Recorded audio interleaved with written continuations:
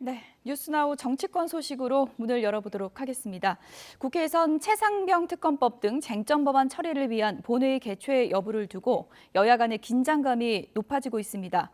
국민의힘에서는 원내대표 후보 구인난 속에 경선 일정이 다음 주로 연기됐고요. 후보군 사이에 눈치 싸움도 여전합니다. 취재기자 연결해서 들어보겠습니다. 나혜인 기자. 네, 국회입니다. 네, 내일 본회의 협상 지금 어떻게 진행되고 있습니까? 네, 아직 어떤 결정이 난 건 없습니다. 일단 조금 전에 국민의힘과 더불어민주당 원내수석 부대표끼리 한 차례 만났습니다. 국민의힘 이양수 원내수석 부대표는 기자들과 만나서 협상이 계속 진행 중이라며 오늘 또 보든지 또 통화를 하든지 다시 얘기를 나눠야 한다고 말했습니다.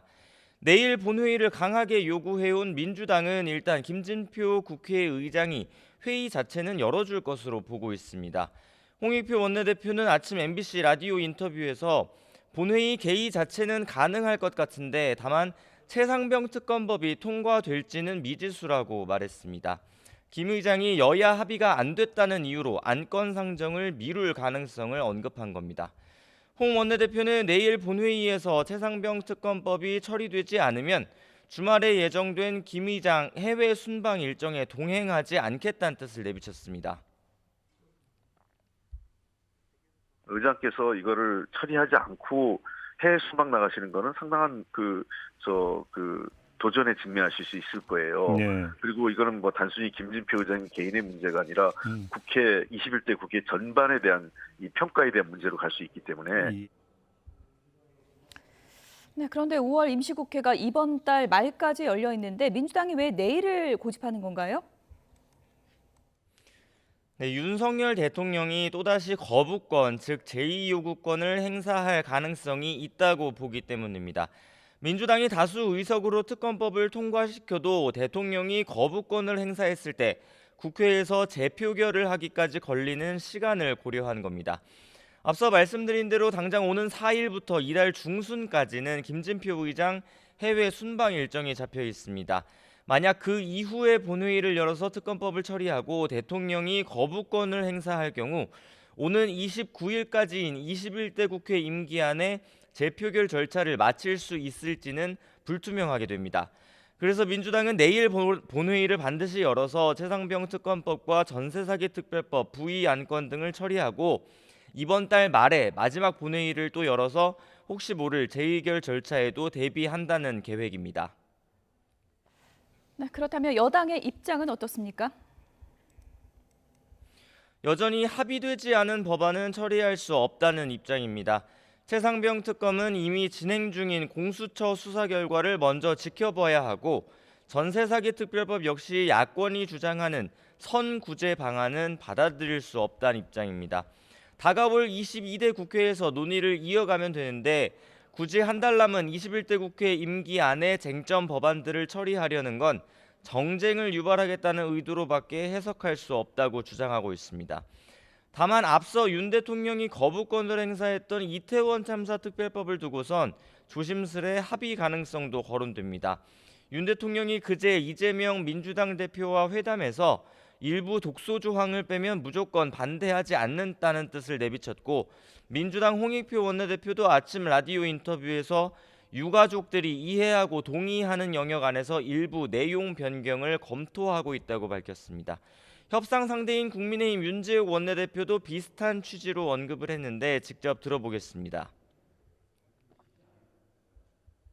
이태원 특별법에 대해서는 지금 양당 원내 수석 부대표 간에 오늘 협상을 진행할 겁니다.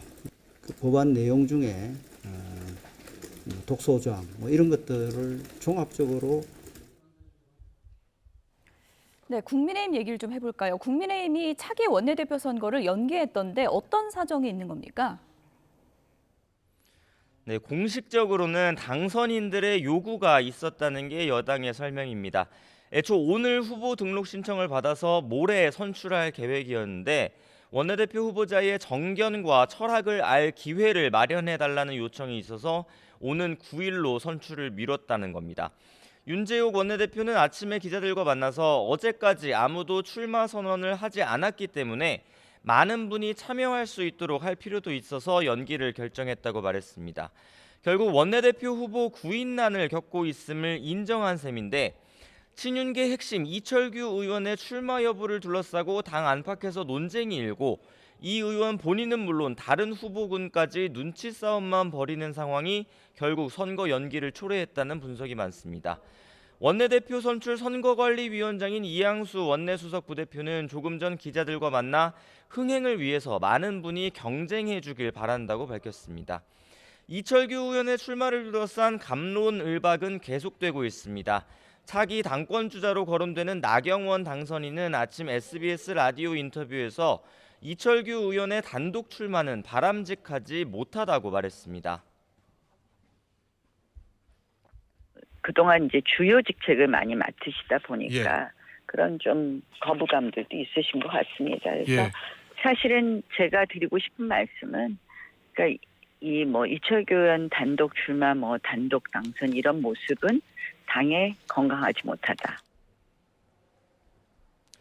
당내에서 친윤계로 분류되는 배현진 의원 역시 어제 총선 패배 책임이 있는 이철규 의원이 원내대표 선거에 나와선 안 된다고 공개적으로 주장했고 박수영 의원은 더 많은 후보가 나와서 당을 살리는 방안에 대해 뜨겁게 논쟁하기 바란다며 선거 연기 결정을 환영했습니다.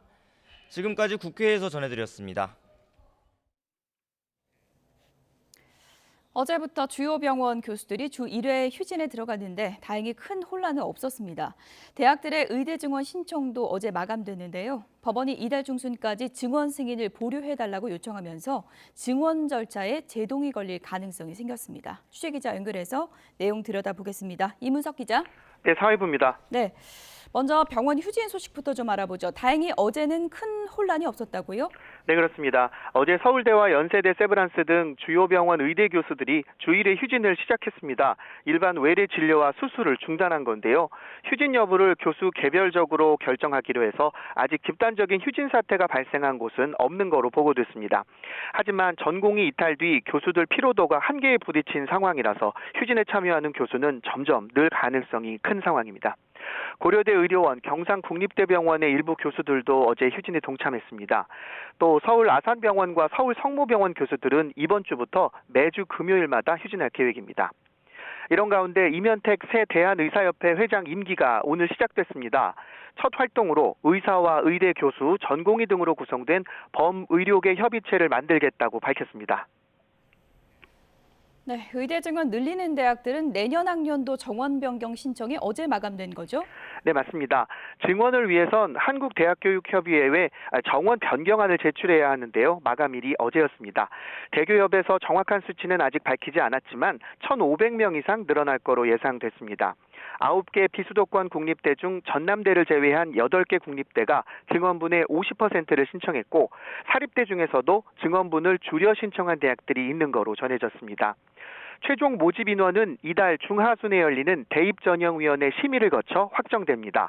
그런데 변수가 등장했습니다.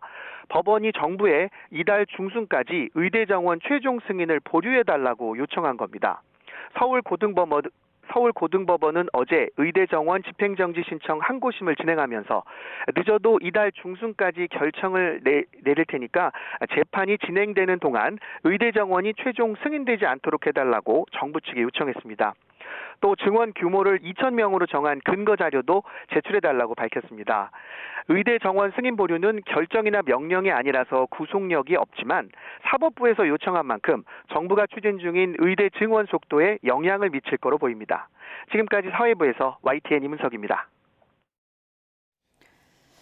의대 정원 확대 문제를 놓고 정부와 의료계 모두 파격적인 결단을 내리지 못하면서 갈등의 골은 계속 깊어지고 있습니다. 전공이나 의대생 모두 5월이 지나면 돌아올 이유가 아예 사라지기 때문에 전문가들은 정치권에서도 서둘러서 해법을 내놔야 한다는 목소리가 커지고 있습니다. 꼬일 대로 꼬인 의정 갈등, 김주영 기자가 보도합니다. 정부의 의대 2,000명 증원 정책으로 시작된 의정 갈등이 석 달째 이어지고 있습니다. 전공의 상당수가 병원을 나가 돌아오지 않고 있고 의대생들도 교실을 떠났습니다. 기본적인 의견 검토조차 없이 의료 시스템을 송두리째 뒤엎을 수 있는 정책을 발표하였습니다. 이번 사태에서 전공의는 젊은 의료 전문가로서 전문성을 외면받았습니다. 5월이 지나면 전공의 수련이나 의대생 교육은 정상적으로 이뤄지는 게 사실상 불가능합니다. 휴진과 사직에 동참하는 의사들도 점차 늘어날 것으로 보이는데 전망은 어둡기만 합니다. 갈등의 핵심 주체인 정부와 의사들 모두 한 발도 물러설 수 없다는 입장이기 때문입니다. 정부는 원점 재검토 주장을 받아들일 경우 의료개혁을 하지 않겠다는 뜻으로 비칠까 우려합니다. 정부는 의료개혁을 흔들림 없이 완수하여 국민의 건강을 지키는 헌법적 책무를 다하고 국민 여러분의 지지와 성원에 보답하겠습니다. 의사들은 정부의 정원 확대에도 반대지만 섣불리 대화의 장으로 들어갔다가 정부가 내세우는 정책을 합리화하는 데 이용당할까 걱정합니다. 앞서 박단 대한전공의협의회 비대위원장이 대통령과 회동했을 때 의사 집단 내부의 비판도 비슷한 결이었습니다. 상황이 이렇다 보니 대통령과 야당 대표의 영수회담에서도 의정 갈등 문제가 다뤄졌지만 구체적인 해결책은 나오지 않았습니다. 의료개혁에 대해서는 민주당이 협력하겠다고 한 데 대해 정부 여당 또한 크게 환영하는 바입니다. 의료개혁의 필요성에 대한 공감하는 부분은 어느 정도 얘기는 있었다고 좀 볼 수가 있을 것 같고요. 정치권에서는 문제를 풀기 위해 의대 정원 확대를 1년 유예해야 한다는 목소리까지 등장했습니다. 물밑에서 이뤄지고 있다는 의정 간 대화가 수면 위로 좀처럼 떠오르지 않고 있는 가운데 정부와 의사 어느 한쪽에 결단이 없는 한 문제는 계속 악화할 수밖에 없습니다. YTN 김주영입니다. 경기도 시흥시 고가차로 건설 현장에서 교량의 구조물이 갑자기 무너져 내리는 사고가 발생했습니다. 이 사고로 작업자와 시민 등 모두 7명이 다쳤는데요. 이 가운데 1명은 머리를 크게 다쳤습니다. 이대건 기자입니다. 서해안 우회도로 교량 건설 현장. 교각과 교각을 잇는 구조물이 폭삭 주저앉았습니다. 구조물 일부가 대형 크레인에 아슬아슬하게 걸려 있습니다. 이 구조물은 다리 상판 밑에 까는 고의 일종인 거더로 불립니다. 교량 구조물이 무너져 내린 건 오후 4시 반쯤. 하리케인처럼 완전히 갑자기 그냥 올라오면서 연기 나고 막 그러더라고. 그래서 난 폭탄이 터졌나 했거든요. 대형 크레인을 이용해 교량 설치 작업을 하던 중 사고가 발생했습니다. 길이 50m가 넘는 교량 구조물을 약 8m 높이의 교각 위에 올리는 과정에서 갑자기 붕괴 사고가 발생한 겁니다. 교각 공사 중에 콘크리트 빈 구조물이 9개가 추락하면서 밑에 있는 차량, 이 차량 총 10대가 파손됐는데 사고 당시 교량 위에는 작업자 여러 명이 일하고 있었는데 밑으로 떨어진 작업자 1명은 머리를 크게 다쳐 병원으로 옮겨졌습니다. 현장에 있던 차량 운전자 1명을 포함해 이번 사고로 모두 7명이 다쳤습니다. 또 사고 현장 밑에 있던 작업용 차량에도 불이 붙었는데 다행히 차량 안에는 사람이 없었던 것으로 전해졌습니다. 사고 직후 일대 도로는 모두 통제되기도 했습니다. 경찰은 주변 CCTV 확인과 현장 목격자에 대한 조사를 통해 정확한 사고 원인을 조사하고 있습니다. YTN 이다운입니다. 이런 가운데 경찰이 이번 사고 수사를 위한 전담팀을 꾸리고 내일 관계기관과 합동감식을 진행합니다. 경기남부경찰청은 시흥경찰서 형사 1과장을 팀장으로 18명을 수사 전담팀으로 배치해서 수사에 들어갔다고 밝혔습니다. 경찰은 내일 오전 10시 반부터 국립과학수사연구원, 고용노동부 등과 함께 사고 원인을 조사하기 위한 합동감식을 할 예정입니다. 네, 양대 노총이 노동조를 맞아 오늘 서울 도심에서 각각 대규모 집회를 엽니다. 한국노총은 오후 2시부터 여의도 국회 앞에서 세계 노동절 기념 전국 노동자 대회를 엽니다. 민주노총도 같은 시간 광화문 사거리 동암연세점 앞에서 세계 노동절 대회를 열 예정입니다. 민주노총은 집회 이후 용산 방향으로 행진을 계획하고 있는데 이 때문에 교통 혼잡이 예상됩니다. 오늘부터는 병원에서도 마스크를 쓰지 않아도 됩니다. 질병관리청이 오늘 코로나19 위기 단계를 관심으로 낮추면서 방역 조치 법적 의무가 없어지게 됐습니다. 이에 따라 병원급 의료기관 등에서 마스크 착용 의무가 권고로 바뀌고 감염 취약시설 입소자들의 선제검사 의무 역시 권고로 바뀌게 됩니다. 확진자 격리 권고 기준은 기존 5일에서 주요 증상이 호전된 후 24시간 경과 시까지 완화됩니다. 수출이 지난달에도 증가세를 이어갔습니다. 반도체 등 효자 품목 수출이 대부분 늘어난 가운데 자동차 수출액은 사상 최대를 기록했습니다. 취재 기자 연결해 자세히 알아보겠습니다. 이승은 기자. 네, 경제부입니다. 지난달 수출을 얼마나 증가했습니까? 네, 10% 넘게 늘었습니다. 산업통상자원부는 지난달 우리나라 수출액이 563억 달러로 지난해 같은 기간보다 13.8% 늘었다고 밝혔습니다. 지난해 9월 이후 7달 연속 증가세입니다.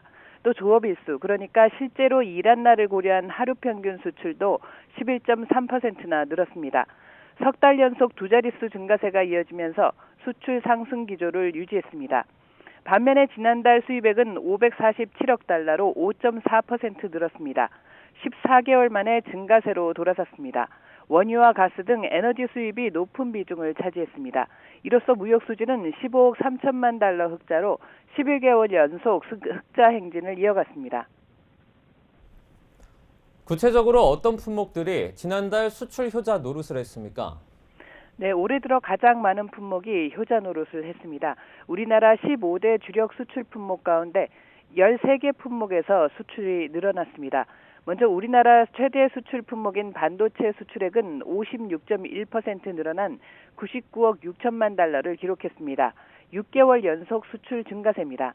지난달에는 자동차도 수출 효자 노릇을 톡톡히 했습니다. 수출액은 67억 9천만 달러로 사상 최대 수출액 기록을 갈아치웠습니다. 또 선박과 바이오 헬스 등 다른 수출 품목들도 선방했습니다. 올해 누적 흑자 규모는 106억 달러로 같은 기간 기준으로 5년 만에 최대 규모를 달성했습니다. 지금까지 YTN 이승은입니다. 정부가 최상목 경제부총리 주재로 비상경제 장관회의를 열고 농수산물 유통구조 개선 방안을 발표했습니다. 먼저 전체 농산물 유통시장의 절반이 넘는 규모를 차지하는 도매시장의 경쟁을 촉진하기 위해 기존 법인의 지정기간 만료 시에 평가를 통해 재지정 여부를 결정하도록 법제화가 추진됩니다. 또 지정기간 내라도 2년 연속 부진한 평가를 받거나 지정기간 내 3회 이상 부진한 평가를 받은 도매법인은 지정 취소가 의무화됩니다.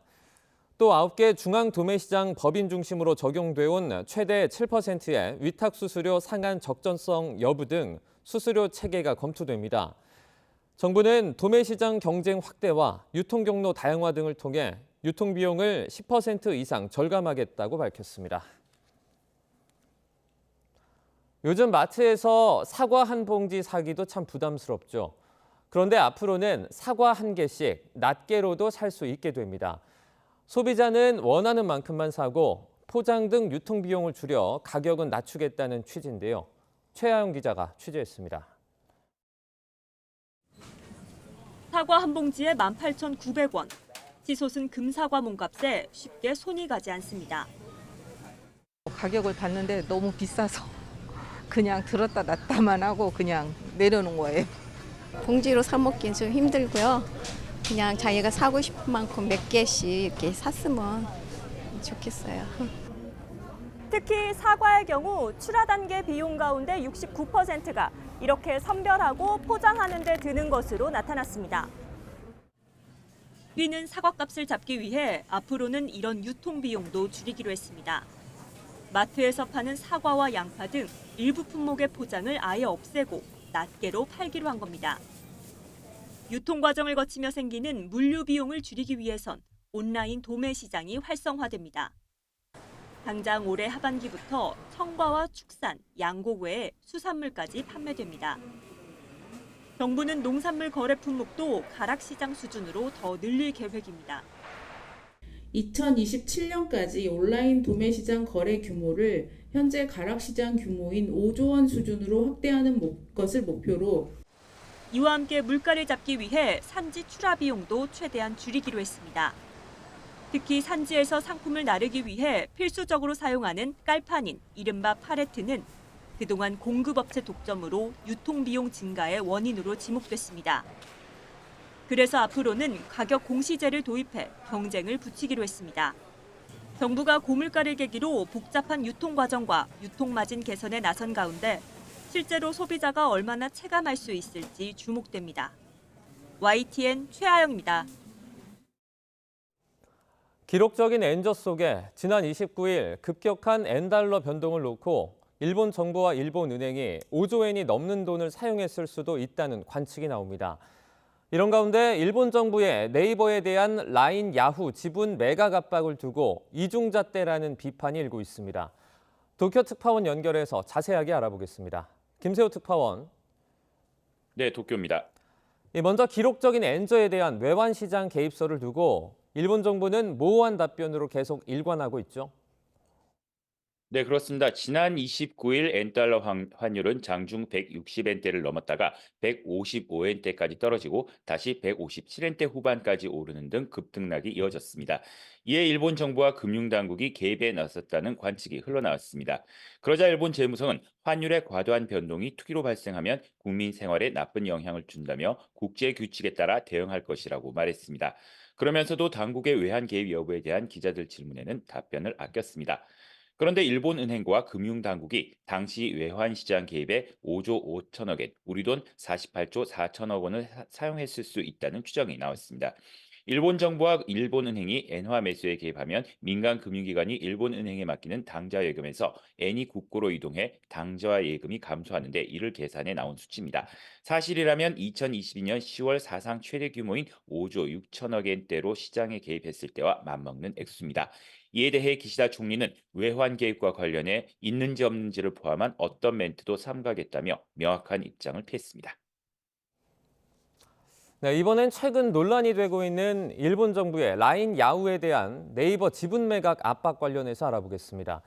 비슷한 사안에 대한 처분을 놓고 이 일본 기업과 우리 기업에 대한 이중잣대가 논란이 되고 있다고요.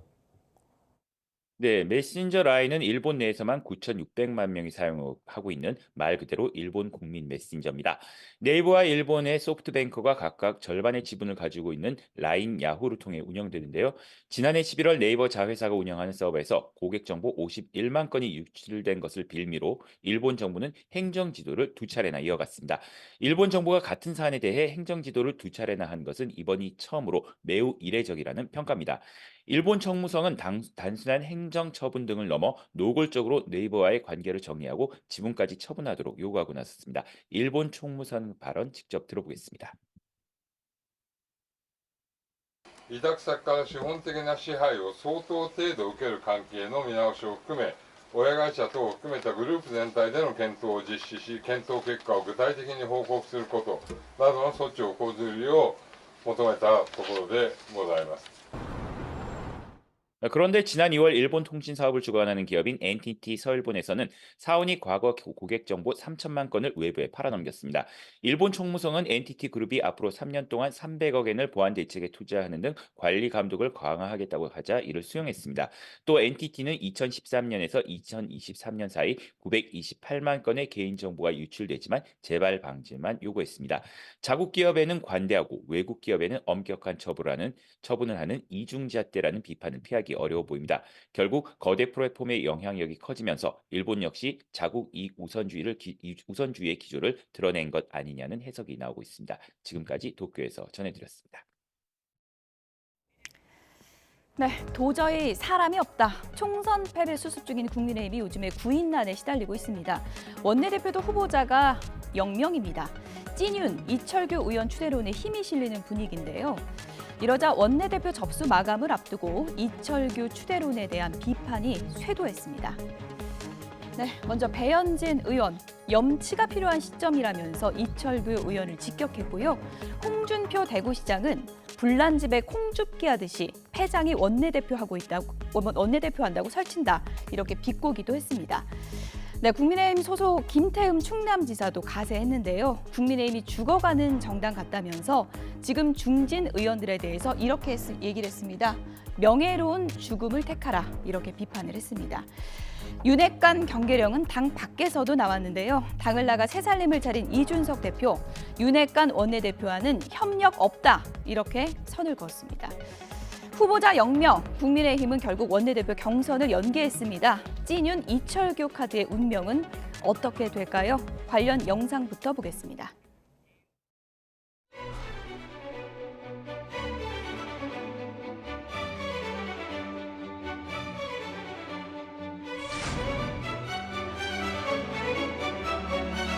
이철규 의원이 맞는다고 한다면 당과 국가를 위해서 본인이 희생한다는 자세로 맞는 것이지 영광의 자리라고 생각하지는 않는다고 생각합니다.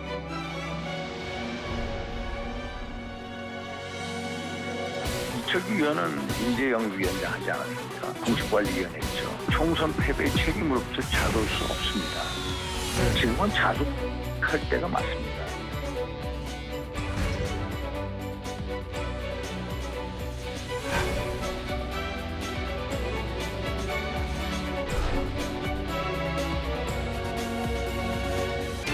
천대 의원으로 되게 정리가 되는 것 같아요. 꼭 나쁘다고는 보지 않아요. 오히려 이재명 대표의 복심이기 때문에 잘할 것 같아요. 윤석열 대통령의 복심인 이철규 의원이 국민의힘 원내대표 되면은 복심끼리 마치 영수회담의 연장선상처럼 좋은 파트너가 된다.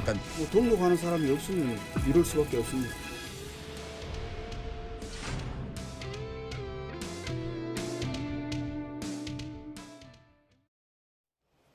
네, 각이 살아있는 정치평론 시사정각 시작하겠습니다. 여야 입장 전해주실 두 분을 모셨습니다. 김민수 국민의힘 대변인 그리고 김지호 민주당 부대변인 나오셨습니다. 어서 오세요. 반갑습니다. 반갑습니다.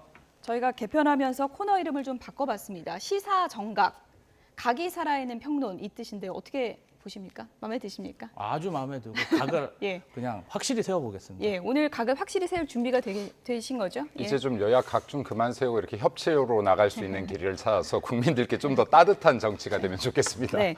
네. 오늘 뭐 포용의 자세로 해보겠다고 하셨는데 제가 좀 각이 살아있는 질문부터 시작을 해야 될 것 같습니다.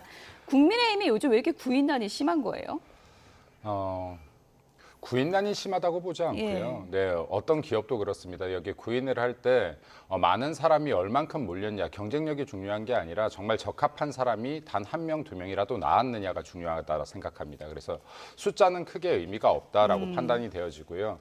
그리고 지금 이 과정들에서 모두가 혼란스러울 것 같아요. 일단 총선 패배를 겪었고 또 이 과정에서 나 혼자 자신이 있다고 되는 일이 아니라 내가 지금 이 당을 수습하고 또 우리 당이 나아가야 될 길을 제시하고 또 여기에 108석이라는 소수 정당으로서 지금 거대 야당에 맞서서 싸울 수 있고 협치를 이끌어낼 수 있는가, 내 역량을 점검하는 시간도 필요할 것이라고 판단이 되어지고요. 또 내 역량이 자신이 있다라고 해도 동료 의원들로부터 또 인정받아야 되는 거 아니겠습니까? 원내대표로. 그러면 선거에 나갔을 때 과연 동료 의원들이 나를 인정해 줄 것인가에 대한 고민들도 있을 것 같아요. 그래서 본인 스스로들 각자 의원 한 명 한 명이 다 입법기관 아니겠습니까? 그리고 또 국민의힘을 대표하고 국민의힘을 사랑하는 분들인데 이분들 마음속에 그냥 나 한 명이 있다라고 하면 쉽게 결정하고 나설 수 있을 것 같아요. 그럼에도 불구하고 내가 지금 이렇게 힘든 여건에서 이것을 돌파구로 삼을 수 있을 역량이 있느냐 라는 자가 진단들의 시간이 좀 필요하지 않을까 생각됩니다. 예. 그래서 이 시간이 지나고 나면은 아마 여기에 지원자 수가 몇이냐의 문제보다도 지금 이 난국을 좀 끌어가실 수 있는 역량 있는 분이 그래도 선출되지 않을까라고 기대하고 있습니다. 5월 9일이면 이제 일주일 조금 더 네, 남아있는 그렇습니다. 건데 5월 9일 2시에 예, 선출. 5월 9일 2시. 네, 그렇습니다. 그때까지 좀 더 나올까요? 5월 5일까지 일단은 그 후보자들이 등록을 하셔야 되니까요. 어쨌든 간에 어떤 결단이 있지 않을까 네, 생각됩니다. 네. 미룬 이유에 대해서 여러 가지 추측이 나오는데 이철규 추대론에 대한 비판 때문은 아니다. 후보자가 없어서는 아니다라고 하는데 이런 좀 설명을 고지고대로 믿을 수 있을까요?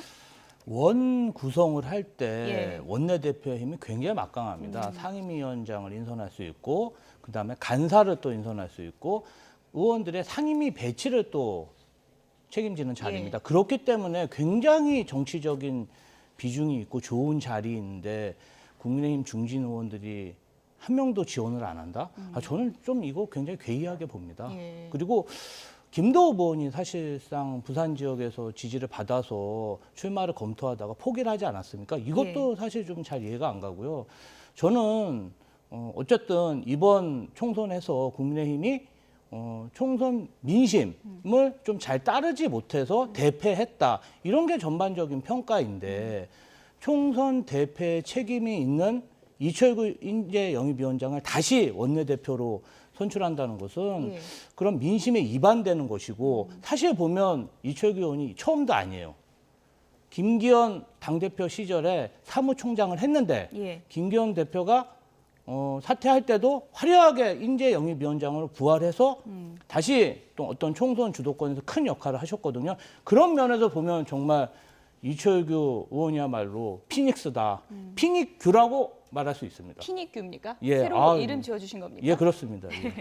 예. 짧게 말씀드리면 지금 이제 뭐 부대변인님 말씀도 일견 맞는 것 같으나 예를 들어서 이게 논리적으로 봤었을 때요. 지금 상임위원장 등을 구성할 수 있는 주요 보직이다라고 했는데 제가 볼 때 원내대표 영광의 자리 아니에요. 최소한 이번만큼은. 희생자가 네, 되는 그렇습니다. 겁니까? 그리고 이런 말을 민주당에서 하기 위해서는 상임위원장 자리를 제대로 분배하겠다라는 이야기가 먼저 나와야 되는 것이고요. 지금 법사위원장도 가져가겠다.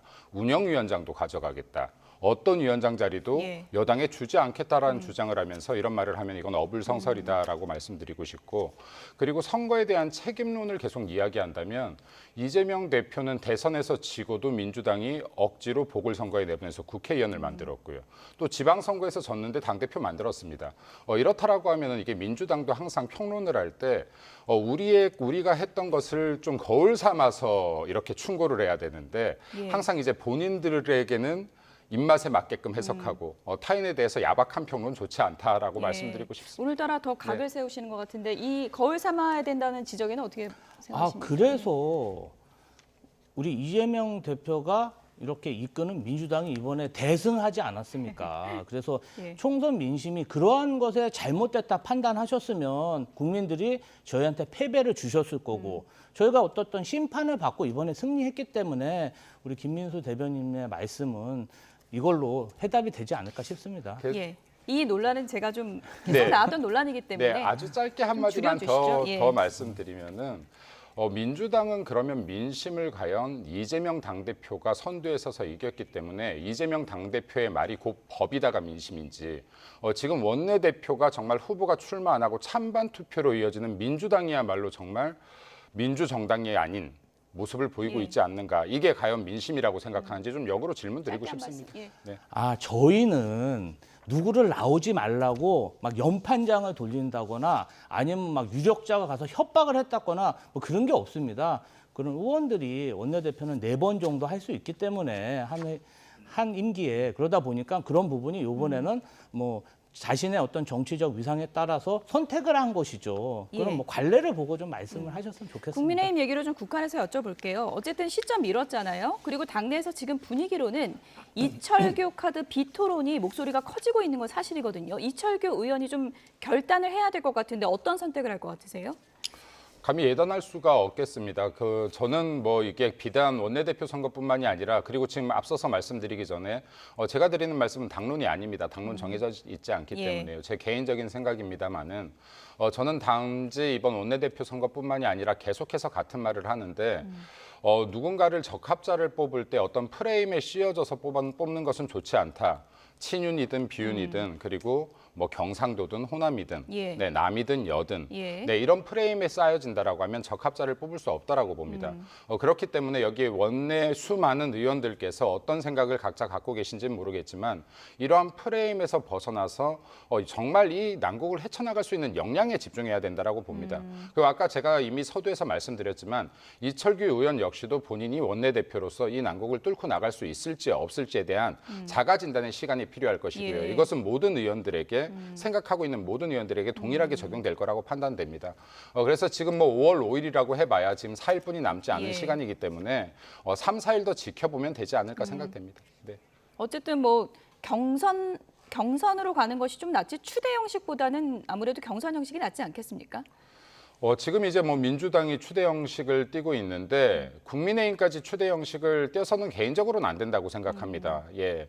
그러면 민주당이 지금 이런 행태를 보이고 있는 거에 대해서 과연 비판할 자격이 있을까라는 또 물음표가 생겨요. 예. 그래서 또 한마디 드리고 싶은 것은 타인들, 그러니까 지금 108명의 의원들이 나를 인정할 거냐 말 거냐, 내가 당선이 될 수 있을 거냐 없을 거냐라는 정치적 계산보다도 이 난국을 정말로 헤쳐나갈 자신이 있고 비전을 보여주실 수 있는 분들이 있다라고 하면 선의의 경쟁을 통해서 정말로 좋은 원내대표가 섰으면 좋겠습니다. 예. 네. 어쨌든 날짜를 좀 미뤘으니까 이철규 추대론이 어떻게 될지 이 부분은 좀 지켜봐야 될 부분인 것 같고요. 국민의힘 패배 수습 단계 1단계가 원내대표 뽑는 거라면 다음 더 중요한 단계가 당대표 뽑는 건데요. 국민의힘이 지난 전당대회에서 김장연대가 떴다면 이번에는 나이연대설이 계속 돌고 있습니다. 나경원 당선인 얘기 들어보시죠. 사실 이제 이런 연대는 뭐 예전에 그 김장연대를 떠오르게 하는 거거든요. 지난번 전당대회 때 극히 부자연스러운 모습으로 이 진행되었던 이런 것을 떠오르게 해서 굉장히 고약한 프레임이라고 생각을 하고요. 제가 말씀드리지만 참 이거는 아주 악의적인 프레임이다 라는 말씀드리고, 제가 뭐 정말 당대표를 하고 싶다면 제가 제 의지대로 판단해서 가는 거겠죠. 알겠습니다. 저는 뭐 굉장히 고약하고 악의적인 프레임이다. 과연 누가 이런 악의적인 프레임을 만들었을까? 그러니까 아주 그게 궁금해하고 궁금해서요. 있습니다. 네, 나경원, 이철규 연대, 나이 연대. 왜 나를 이철규랑 묶냐? 악의적이다. 이렇게 좀 불쾌해하는 것 같은데 왜 그러는 것 같으세요? 아마도 이번 선거도 그렇고 지금 한동훈 전 위원장이 호시탐탐 전당대회에 대해서 본인이 나가야 되나 말아야 되나를 저의지를 하고 있을 텐데 어떤 선거 전략 프레임을 잡는데 섣불리 먼저 움직였을 경우에 손해를 볼 수가 있고 장기적으로 친윤으로 묶였을 때 그런 정치적 피해까지 고려하면서 약간 좀 제가 볼 때는 어정쩡한 태도를 보이고 있습니다. 저는 나경원 의원의 한계라고 봅니다. 지난번 대표 선거 때도 약간 뭐 출마하려고 하다가 대통령실에서 해임 하니까 그냥 출마를 포기했거든요. 뭔가 좀 지도자로 나서려면은 뭔가 맞서고 자신의 소신을 펼쳐야 되는데 지금 매우 좀 어정쩡한 태도다. 그러면 정말 대표 선거 때도 이도저도 안 된다. 이렇게 보고 있습니다. 나경원 당선인이 그런 얘기를 했었습니다. 언론 인터뷰에서 김기현 전 대표는 김장연대 할 때 본인의 지지 세력이 좀 약했기 때문에 연대를 한 거지 본인 얘기와는 좀 다른 얘기다라고 했거든요. 혼자만의 힘으로도 난 자신 있는데 무슨 연대냐 뭐 이런 뜻일까요? 일단 기술이라는 것이요, 힘이 없는 사람들에게 필요한 겁니다. 동물도 마찬가지고요. 예, 그러면 지금 이제 나경원 대표 같은 경우에 계속해서 이제 연대설이 돌고 있는데 첫 번째로 좀 말씀드리고 싶은 것은 나경원 대표는 지금 출마에 대한 생각을 할 겨를이 없다. 지금 당내 수습 방향이나 그리고 앞으로 당이 나아가야 될 방향에 대해서 지금 고민하고 있는 것이지 지금 본인이 차지할 자리에 대해서 계산하고 있지 않다라는 말씀을 좀 먼저 드리고 싶고요. 그리고 두 번째는 지금 이 연대설이 나온 것 자체가 굉장히 나경원 대표에게 실제로 자존심 상할 일이고 좋지 않은 프레임 전략이다라고 보여집니다. 먼저 지금 지난 전당대회 때도요, 단독으로도 약 40% 가까운 지지율까지 올라갔던 적이 있어요. 그리고 아까 뭐 부대변인 말씀하셨지만은 여기에서 용산에서 뭐라고 하니까 출마를 포기했다라고 하는데 그렇지 않습니다. 여기에 실제로 굉장히 끝까지 갔다가 이 갈등 국면이 내부에서 너무 많이 일어나다 보니 당의 화합을 위해서 정말 일부 후퇴를 했던 것이라고 봐야지 맞을 것 같고요. 보시는 분에 따라 해석은 다를 수 있는 거니까요. 제가 곁에서 봤으니까 제 해석이 좀 더 맞지 않을까 싶습니다. 네, 그러면은 그 부분에 있어서도 많은 고민을 하고 그리고 실제로 뭐 자신이 없다거나 그리고 마찰이 두려워서라기보다는 이게 지금 당의 위기 상황에서 당원들조차도 분열을 일으켜서는 안 된다라는 생각으로 후퇴하셨다라고 보는 게 맞을 것 같습니다. 그리고 이게 뭐 추후에 당대표에 나갈지 안 나갈지 뭐 출마를 어떻게 결심할지는 모르겠으나 그런다라고 하더라도 뭐 누군가와의 연대, 누군가의 힘을 얻는 형태는 띠지 않을 것이다. 왜냐하면 본인에 대한 정치적 철학이나 여기 사고가 강력하게 있기 때문에요. 단지 나에게 표가 좀 유리하다라고 해서 뭐 섣부른 연대, 전략적 연대를 맺는 분은 아니다라는 말씀 좀 드리고 싶습니다. 네. 국민의힘의 패배 수습에 누가 리더가 돼야 하는가 이런저런 이름들이 지금 거론이 되고 있는 상황이고요. 유승민 전 의원 이름도 끊임없이 거론되고 있습니다. 언론 인터뷰에서 이런 일화를 얘기했습니다. 들어보시죠. 처음 말씀드린 건데 2월 중순쯤 그때 그 당시 공천관리위원장 공관위원장이 제가 저와 아주 친한 모 중진 정치인을 통해서 수원에 경기도 수원에 출마하면 어떻겠느냐 이런 제안이 있었어요. 그래서 제가 당이 원한다면 그럴 생각이 있는데 그분한테 가서 공관위원장한테 가서 윤석열 대통령하고 한동훈 비대위원장 두 사람한테 먼저 이야기를 해보고 그쪽에서 오케이 하면 내가 하겠다.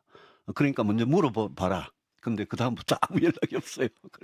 그래서 그게 뭐 대통령과 한동훈 비대위원장 두 분 사이에 뭐 누가 거부를 했는지 모르겠는데 하여튼 그러고는 연락이 없었어요. 우리 당을 위해서 바뀌어야 되잖아요. 그런 점에서 저는 굉장히 좀 문제의식을 갖고 있습니다. 그런 점에서 제가 할 일이 뭔지 고민을 뭐 하는 게 당연하겠죠. 그 고민에 전대 출마도 포함되어 있다는 말씀이신 거죠? 당원 100% 하면서 저는 당이 아주 망가졌다고 생각을 합니다.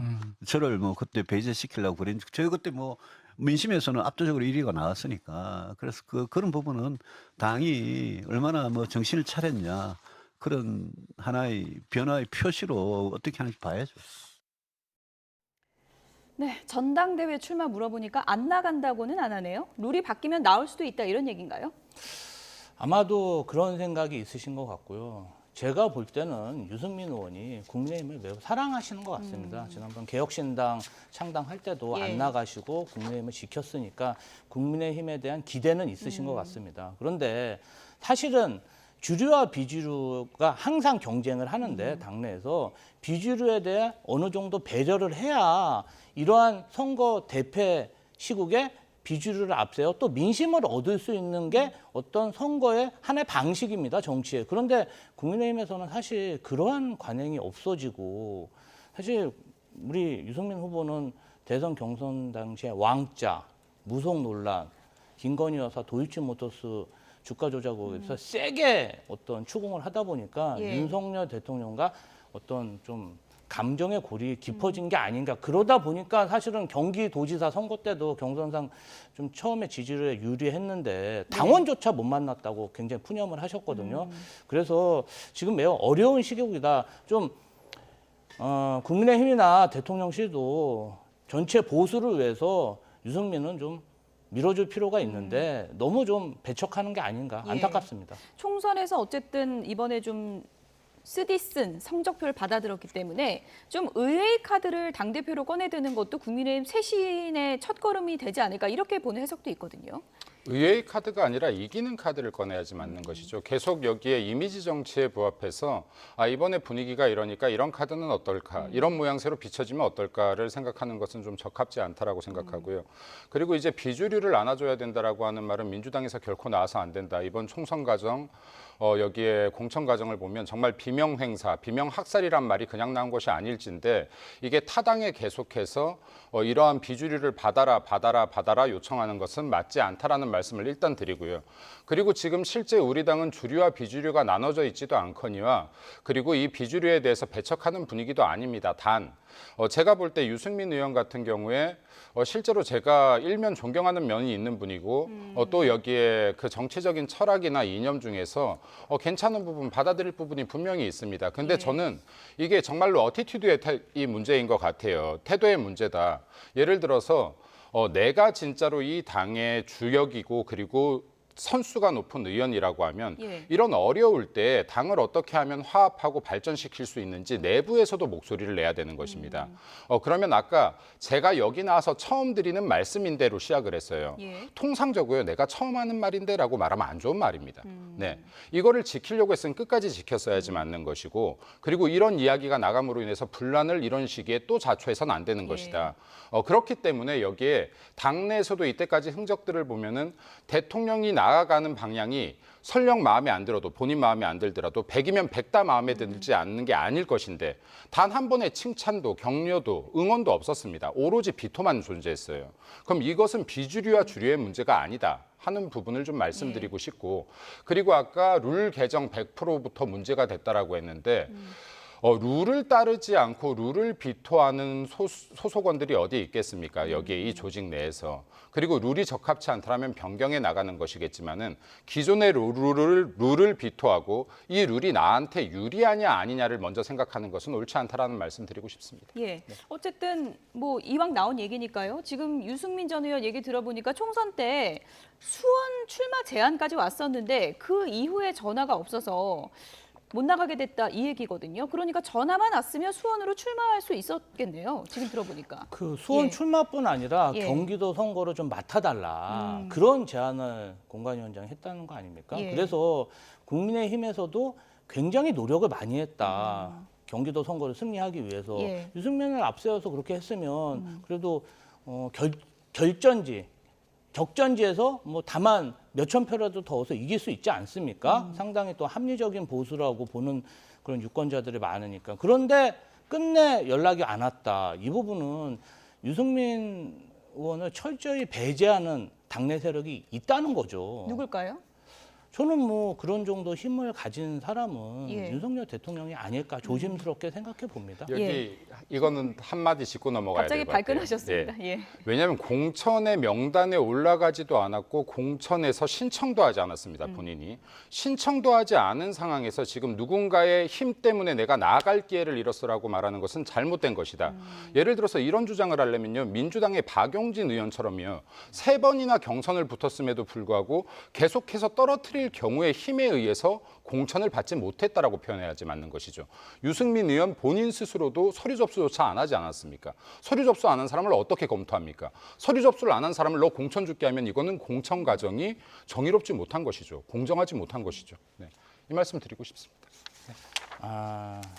이 당에는 전략 공천이라는 과정이 있고 그다음에 유승민 의원이 누가 봐도 큰 정치인 아니겠습니까? 그럼 당의 전략상 수도권 승리를 위해서 전략 공천을 할 수도 있는 것이죠. 그럼 뭐 유승민 의원이 거짓말을 했겠습니까? 아니면은 수원 같으면 국민의힘의 사지인데 거기를 뭐 자기의 일신상의 어떤 이익을 위해서 출마하려고 했겠으면 제가 볼 때는 유승민 의원이 경기도 선거에 뭔가 도움이 되려고 본인도 받아들인 거고 공관위원장도 그렇게 제의한 건데 뭔가 그런 게 마땅치가 않기 때문에 이런 결과가 나왔다고 예상하는 게 합리적으로 보입니다. 이 내막은 뭐 유승민 전 의원은 모르는 거고 저희도 모르는 거니까 네, 이런 예상입니다. 추측 정도로 좀 넘어가도록 하고요. 예. 지금 뭐 당의 수습을 누가 이끌 것인가 한동훈 전 위원장 계속 얘기 나오고 있는데 심평 변호사가 전당대회 좀 밀어달라고 한동훈 전 위원장이 요청했다더라 하니까 한동훈 전 위원장이 발끈했습니다. 그런 얘기 한 적 없다는 건데요.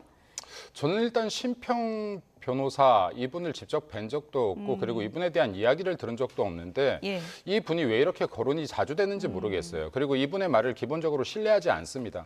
그래서 여기에 방송에 나와서도 본인이 어디에서 누구에게 들은 이야기를 하고 있는 것인지는 모르겠으나 굉장히 근거 없는 이야기들이 많다라는 말씀을 좀 드리고 싶고 이게 지금 일종의 관심을 받고 싶어하는 욕구인지는 모르겠어요. 근데 이 말 하시는 말들에 어떠한 근거도 찾기 힘들다라고 생각됩니다. 그래서 한동훈 위원장이 나는 전대 연기를 요구한 적이 없다라고 하면 이 말의 진실이 99.9%일 거라고 생각합니다. 예. 네. 어쨌든 뭐 심평 변호사가 그렇다면 뭐 당당하게 전당대회 나올지 안 나올지 그걸 공식 입장을 밝혀야 되는 거 아니냐. 정치에 들어섰으면 이런 입장을 좀 분명히 밝히는 자세도 필요하다. 이렇게 반박을 했더라고요. 저는 이것이 한동훈 위원장에 대한 2차 공격이라고 보는데요. 총선 이후에 1차 공격은 우리 그 홍준표 대구시장이 폐쇄자, 사냥개, 배신자로 직접적으로 공격했다면 지금 어떤 성찰하고 자숙하면서 전당대회 출마를 좀 재고 그다음에 이런 기회를 보고 뭔가 좀 이미지를 업해야 되는 이 상황에 예. 갑자기 심평 변호사가 와서 뭔가 정치꾼으로 자기의 정치적 유불리에 따라서 움직이는 정치꾼으로 어떤 규정하면서 아니 뭐 그렇게 아니라고 얘기하니까 그러면 밝혀라 이렇게 하면서 다시 수면 위로 자꾸 올리는 것이죠. 야, 다분히 의도적인 겁니다. 지금은 한동훈 위원장이 정말 전당대회 나오려면 철저히 수면 아래에 있다가 그냥 갑자기 결단해서 나와야 뭔가 좀 명분이 있는데 지금은 그 자꾸 명분을 깎아먹는 그런 공약이라고 봅니다. 전당대회 시기는 지금 정해지지 않은 거죠? 아직 정해지지 않았습니다. 일단 예. 비대위부터 구성이 되어야 여기 선거관리준비위원회 그리고 이제 뭐 선거 여기에 그 전당대회 준비위원회가 이제 구성이 되죠. 그때 이제 아마 정해지지 않을까 생각되고 빠르면 뭐 한 7월 정도 되지 않을까 조심스럽게 전망합니다. 네, 네. 그때까지 뭐 하마평이 무성할 것 같은데 그 관련 얘기는 저희가 계속해서 전해드리겠습니다. 지금 민주당에서는 이번 영수회담과 관련해서 비판이 계속 나오고 있습니다. 정청래 민주당 최고위원은 이렇게 혹평을 했는데요. 들어보시죠. 혼자 계속 이제 말을 하더라는 거예요. 들어갔다 온 누구라고는 말하지 않겠는데 들었는데 졸립더라는 거예요. 실제로 잠깐 졸았답니다. 그래서 결과적으로 보면 이재명 대표는 굿 스피커였고 윤석열 대통령은 배드 리스너였다. 네, 영수회담 직후에 민주당에서는 경청하겠다고 했는데 85%가 윤석열 대통령이 얘기를 했다. 지금 정청래 최고위원이 그것을 지적하면서 배드 리스너였다. 이렇게 평가를 했는데요. 저는 좀 이 부분 좀 아쉽습니다. 예. 우리 그 홍철호 대통령실 정무수석도 85% 얘기한 게 아니고 70% 얘기했다. 저는 그게 그거라고 보는데요. 대통령실의 정무수석조차도 예. 대통령이 더 많이 얘기했다. 이거를 인정을 했고 85랑 70은 조금 차이가 있긴 합니다. 뭐 거기서 거기 아니겠습니까? 그런데 그것도 인정됐기 때문에 저는 그 말을 믿을 수뿐이 없고 예. 그렇다면 대통령은 이번 총선 대패 민심을 겸허히 경청하겠다. 이러고 전화해서 영수회담 한 건데 결국은 본인 얘기를 한 거니까 사실은 그러한 반박은 여당 대표나 여당 원내대표도 충분히 하실 수 있는 얘기거든요. 될 수 있으면 많이 경청하고 뭐 하나라도 합의를 보는 모습을 보였으면 좋았을 텐데 많이 아쉽습니다. 예, 윤 대통령이 하도 말을 많이 해서 누군가는 좀 졸았다더라. 정청래 최고위원이 이렇게까지 좀 비판을 했는데요. 할 말입니까? 네. 제가 볼 때는 여기 민주당이 얼마나 이번 회담에 진정성이 없었고 총선 이전에 민주당의 이재명 당대표가 8차례에 걸쳐서 영수회담을 주장했는데 이 주장할 때마다 표면적으로는 민생이 이유였습니다. 근데 이게 민생이 이유가 아니었다는 게 이번 회담에서 오롯이 드러났다라고 봅니다. 예를 들어서 정말로 여기 민생을 위해서 민의를 위해서 우리 한번 뜻을 합쳐보자라고 해서 어렵사리 만들어진 자리 아니겠습니까? 근데 이 자리에 이재명 대표는 그 말대로 구밀복검이었다. 웃는 낯짝에 칼을 숨기고 나왔다라고 생각됩니다. 대통령 앞에서 기자들이 나가는데 기자들을 불러 세우고요. 그리고 A4 용지 10장을 꺼내서 읽었어요. 이것 자체도 처음 시작부터가 대화의 상대방인 윤석열 대통령에 대한 존중이 전혀 없었다. 그럼에도 불구하고 윤석열 대통령이 이것을 끝까지 처음부터 경청하고 있었던 것은 내가 자존심을 낮추더라도 그리고 내 기분이 상하더라도 국민들과의 약속이기 때문에 지키려는 노력이 있었다라고 저는 생각을 합니다. 소통의 의지가 분명히 윤석열 대통령에겐 있었다. 예. 그리고 약 15분 동안 이재명 당대표는 A4 용지 10장을 읽었습니다. 예. 자, 읽고 나서 비공개 회담이 들어갔을 때 대통령이 75% 아니라 90%라도 얘기할 수 있는 상황이라고 저는 봅니다. 왜냐면요. 학생들의 질문은 짧을 수 있어요. 경제 어떻게 해야지 살립니까? 이거 맞습니까? 저거 맞습니까? 자, 그러면 선생님의 답변은 길어져야죠. 경제 25만 원 나눠준다고 민생이 해결되지 않아. 지금 우리나라 재정 건전성은 이래. 설명이 들어가니까 당연히 길어지죠. 지금 이재명 당대표가 A4 용지 10장 읽은 거는 학생의 질문 수준에 지나지 않았다. 자, 그러면 선생님이 수업하는데 조는 학생 나오겠죠. 공부 못하는 학생은 졸아야죠. 네. 자, 그럼 그 자리에서 대통령이 이야기하는데 지금 졸았다는 게 자랑입니까? 얼마나 민생에 관심이 없고 이 회담에 진정성이 없으면 졸았다는 소리가 나옵니까? 이런 부분들에 대해서는 민주당이 저렇게 나와서 떠들어대는 것 자체가 오만이다. 이번 선거에 대한 민의를 절대 이렇게 주관적으로 왜곡해서 해석하지 마라. 라는 말씀 좀 드리고 싶습니다. 네. 제가 좀 요거는 각을 세워야겠는데요. 저희는 대통령실에 가서 계란말이 김치찌개 먹고 윤석열 대통령과 친분을 쌓으려고 간 게 아닙니다. 국민의 삶을 개선하기 위해서 간 거고, 그러니까 한 땀 한 땀 자기 본인이 다 적어서 A4지 10장 가서 국민의 목소리를 야당 대표로 전달한 겁니다. 자, 이재명 대표 일주일에 3회 재판받고 있고요. 배우자까지 재판받고 있습니다. 개인적으로는 얼마나 힘든지 모릅니다. 그럼에도 불구하고 대통령실에 가서 소통하고, 우리 한동훈 위원장 기분 나빠서 가지도 않는 거 아닙니까? 얼마나 차이가 큽니까? 자당 전 비대위원장하고도 소통이 안 되는데 우리 이 부분에 관련해서 그렇게 비판하시면은 저희는 상당히 좀 섭섭하고 많이 민심을 왜곡하고 계시다, 잘못 파악하고 계시다, 이렇게 생각하고 있습니다. 제가 다시 한번 묻고 싶습니다.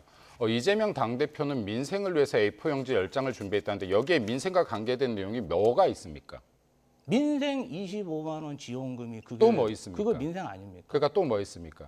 최상검 특검이 민생 아닙니까? 그게 어떻게 민생입니까? 민생이 아니라고 생각하시고요? 자, 여기서 제가 말씀드릴게요. 민생 아니라고 생각하면 그렇게 알겠습니다. 민주당이 이거를 정쟁용과 대화용을 따로 나눠야 되는데요. 25만 원 민생 지원금 역시도 민생이 아닙니다. 민생을 살리기 위한 안건이 나와야 민생이죠. 지금 대한민국 경제 상황을 고려하지 않고 25만 원 뿌리면 민생이 나아질 거야? 아니죠. 민생을 더 해치죠. 이런 걸 정책이라고 들고 와서 지금 정부에 부담이 되는 안건을 가지고 혹세무민해서 안 된다라는 말씀을 좀 드리고 싶고요. 진짜 진정성이 있다면, 여기에 정말로 대화의 가능성과 국민을 위한 정말 진정성이 있다면 민주당도 제대로 된 민생 안건들을 연구라도 해라라는 말씀 좀 드리고 싶어요. 네, 하여튼 국민의힘 대변인이시니까 국민의힘 입장을 잘 대변하시는 것 같은데, 이러한 모습이 결국은 총선 민의로 심판받았다, 이렇게 좀 생각해 주시면 됩니다. 예. 뭐 코너 제목이 시사정각이긴 하지만 박세훈 평론은 여기까지 좀 듣도록 하고요. 네. 지금 민주당 내부에서는 국회의장 경쟁이 상당히 좀 치열하게 펼쳐지고 있는데요. 의미 있는, 상당히 좀 흥미로운 여론조사 결과가 보도가 돼서 저희가 좀 소개를 해드리겠습니다. 22대 국회 첫 국회의장 누가 적합할까요? 이런 질문에 여론조사 결과가 이렇게 나왔습니다. 추미애 당선인이 압도적으로 높습니다. 40.3%. 이건 어떤 의미입니까? 저희도 사실은 총선 기간 중에 좀 놀랐는데요. 예. 추미애 대표가 좀 어떤 강경한 입장이 많이 언론에 노출돼서 그런 쪽으로만 좀 부각되는 줄 알았더니 그런 FGI나 어떤 여론조사에 보면 추미애 대표가 큰 정치인으로 어떤 국민들한테 인식이 있는 거예요. 그러니까 예. 여당 대표로 해서 대선, 지선에 이기고 법무부 장관으로 이렇게 각광을 받다 보니까 국민 인식에는 추미애 대표가 큰 지도자다. 그러다 보니까 여기 인지도나 어떤 그 선호도에서 굉장히 앞서는 모습을 보이고 있다, 이렇게 보시면 될 것 같습니다. 이 결과요, 여론조사 결과들이 계속 이렇게 나온다면 이재명 대표도 결과를 좀 의미 있게 보지 않겠습니까? 아니 그런데 예. 이제 뭐 국회의장은 여론을 하는 여론조사가 게 아니고 예. 의원들이 뽑는 거지 않습니까? 그러다 보니까 이번에 우리 김진표 의장도 당심하고는 좀 멀게 예. 의원들이 뽑아서 당선되셨는데요. 이 부분은 사실은 국회의장 선거가, 의원 선거는 며느리도 모른다 그럽니다. 아, 며느리도 모를 정도로 예, 이게 추측이 뭐 힘듭니까? 예. 한마디로 선출하는 그 길에서도 바뀐답니다, 마음이. 아, 그렇군요. 그래서 굉장히 사파전이라 치열하게 지금 전개되고 있고요. 예. 지금 좀 안개 속을 지금 가고 있다, 이렇게 보시면 됩니다. 예, 뭐 추미애 당선인은 요즘 뭐 강성 지지층은 추장군이다, 이렇게 추켜 세우고 있는 상황인데, 지지층이 추미애 당선인에게 원하는 게 있으니까 이렇게 지지를 보내겠죠. 민주당이 지금 이재명 당대표 그리고 민주당을 보면은 개딸이라고 불리는 지금 강성 지지자들에 의해서 이미 움직이기 시작한 지가 오래됐고, 이것이 지금 굉장히 이제 색깔이 진해지고 있다. 지금 180여 명의 지금 국회의원 모두가 이 일부 개딸 지지층들에게 좌지우지되는 형국을 보이고 있다라고 생각됩니다. 예. 그래서 지금 국회의장에 나오겠다는 사람들의 발언 수위도 보면은 이게 국회의원의 수준이 맞나라는 생각이 들 정도의 발언들 뿐이 안 나오는 것 같아요. 뭐 지금 탄핵을 해야 된다, 탄핵 기준을 바꿔야 된다 등등이요. 그럼 국회의장을요, 그냥 사전에서만 찾아봐도 그래요. 국회의장이란 자리는 국회 대표이고요. 네. 그리고 입법부의 수장입니다. 네, 그리고 대통령, 대법원장, 헌법재판관과 함께 대한민국의 그 3부 5인을 이끄는 중요한 자리 아니겠습니까? 이러한 자리에 서겠다라는 사람들이 정말로 극성 지지자들에게 표를 호소하는 이러한 행태의 발언들뿐이 하지 못한다. 이재명 당대표의 마음에 들고 싶어하는 발언뿐이 하지 못한다. 이거 얼마나 슬픈 일입니까? 지금 대한민국 의전 서열 2위가 의전 서열 8위의 눈치를 보면서 지금 하겠다라는 거랑 똑같은 일입니다. 그리고 지금 국회의장 같은 경우는 중립을 지키라는 의미에서 국회법에서 지금 당적을 갖지 못하게끔 규정하고 있는 것이에요. 그런데 내가 당당하게 난 중립을 지키지 않겠다라고 지금 나서고 있는 사람들입니다. 어떻게 대한민국 정치가 발전할 수 있고 22대 국회가 똑바른 방향으로 갈 수 있겠습니까? 이 과정에서 어떻게 민심이 있고 민생이 있겠습니까? 오로지 명심뿐이 남지 않았다. 앞으로 22대 국회가 계속해서 이렇게 간다면 민심은 없다, 명심뿐이 없다라고 생각됩니다. 네. 어쨌든 뭐 해주신 말씀에 따르면 며느리도 모른다는 국회의장 후보 투표가 이제 뭐 결과가 어떻게 나올지 저희는 모르겠지만 후보들이 한결같이 다 달려간 것이 바로 더민주혁신회의 모임이라고 하더라고요. 네네. 이것이 이른바 뭐 친명 원외 조직이었는데 이번에 총선 때 당선인이 상당히 많이 나왔잖아요. 네네네. 이제 당내에서 상당히 좀 영향력 있는 모임이 될 거다. 철험회보다 강력해질 거다. 이런 얘기들이 있더라고요. 글쎄요, 저도 아시는 분이 여기 많이 가입돼 있는데 이렇게 방송에서 다루니까 감개가 무량하고 기쁩니다. 김지호 부대변인은 거의 가입 안 하셨어요? 거기 가입되지 않습니다. 아닙니까? 예. 그래서 민주당에서는 민주주의 4.0, 더 좋은 미래, 민평령, 을지로는 가치가 있는 다양한 의원 공보 모임이 있고요. 그중에 한 단체인데 사실 5월 달에 의원님들은 좀 정리하시는 분도 있고 새로 의원실을 꾸미는 당선인도 있다 보니까 5월 달에 이런 의원 모임이나 토론회가 적습니다. 그런데 요때를 그냥 딱 비수기에 더민주혁신회의가 이런 큰 행사를 하다 보니까 당선인도 많이 오고 그러다 보니 그 유권자를 찾아서 국회의장도 오고 원내대표도 오다 보니까 뭔가 좀 주목을 받은 것 같은데요. 아니 뭐 이렇게 거론해 주시니까 감사하고 뭐 신생 모임이니까 그렇게 아직까지 뭐 민주주의 4.0까지 큰 그런 조직된 힘은 못 보이지만 앞으로 뭐 열심히 하면은 최대 개파가 될 수도 있겠죠. 박찬대 원내대표 단독 후보까지 다 가고 국회의장 후보들 다 간 거는 단순히 당선인 그냥 많아서는 아닌 것 같고요. 내막이 있겠죠. 방탄호위대라고 봐야죠. 이재명 대표의 사법 리스크를 이때까지 방어해왔던 사람들 추측, 그리고 지금 이번에 들어간 이재명 당대표 대장동 사건 등의 변호사들이 지금 주축이 되어 있는 모임이고, 지금 앞으로도 지금 이재명 당대표는 어찌되었든 간에 사법 리스크에서부터 완벽히 벗어날 수 없는 상황인데요. 그럼 이재명 당대표를 누가 잘 지키나 하는 사람들이 모여 있다. 그래서 실제로 50명의 후보를 냈고 이번에 22대 국회에 31명이 지금 입성을 하게 되는데요. 막강하죠. 그리고 이제 앞으로 여기 원내 구성이 되기 시작하면은 주요 보직들을 저곳에서 다 차지하게 될 겁니다. 그럼 정말로 민주당은 이재명 당대표의 말 한마디에 움직이는 정당이 될 것이고요. 이재명 대표에게 유리한지 불리한지만을 따지는 정당이 될 겁니다. 그래서 이러한 부분들은 아까 개파를 이렇게 말씀해 주셔서 좋다라고 했는데, 당내에서 이렇게 개파가 뚜렷해지고 한 개파가 확실한 힘을 얻게 된다라고 했을 때 이거 민주정당에서 좋을 게 하나도 없죠. 이렇게 되면 지금 민주당은 대한민국의 공당이 아니라 정말 말 그대로 이재명 당대표의 사당이다라는 말씀 좀 드리고 싶습니다. 네.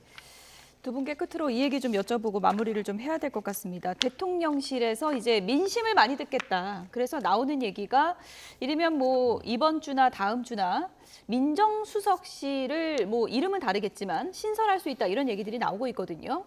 좀 긍정적인 측면이라고 보십니까? 아니, 지금 시민사회 수석실을 축소하고 사실상 민정수석실을 부활한다고 하니까 저희는 사실 좀 괴이합니다. 총선 민심이 어떤 국민 민심에 좀 잘 부합하라 이렇게 해서 패배를 줬는데 아니 시민사회 수석실을 축소한다니까 사실은 저는 잘 이해가 안 가고요. 이런 거는 어떻게 보면 한동훈 법무부 장관, 윤석열 대통령, 이현설 검찰총장으로 이어지는 소통 라인이 좀 어려워진 게 아닌가 이렇게 보고, 최상병 순직 사건 수사 외압, 김건희 종합특검, 대장동 종합특검 등 각종 특검 전국에 앞으로 펼쳐질 거니까 좀 더 효과적으로 대처하기 위해서 이렇게 조직 개편을 하는 게 아닌가 이렇게 보고, 저는 좀 이거는 나쁜 신호라고 봅니다. 민심을 따라야지 민심에 반하는 조직 개편을 하면 글쎄요, 앞으로도 좀 국민의힘이 대신 민심의 심판을 받지 않을까 조심스럽게 예상해 봅니다. 어쨌든 민정수석실 폐지가 윤 대통령의 공약이기도 했기 때문에 이번 결정이 또 쉬운 결정은 아닌 것 같은데 어떤 취지로 이루어지는 거고 어떻게 변하는 겁니까?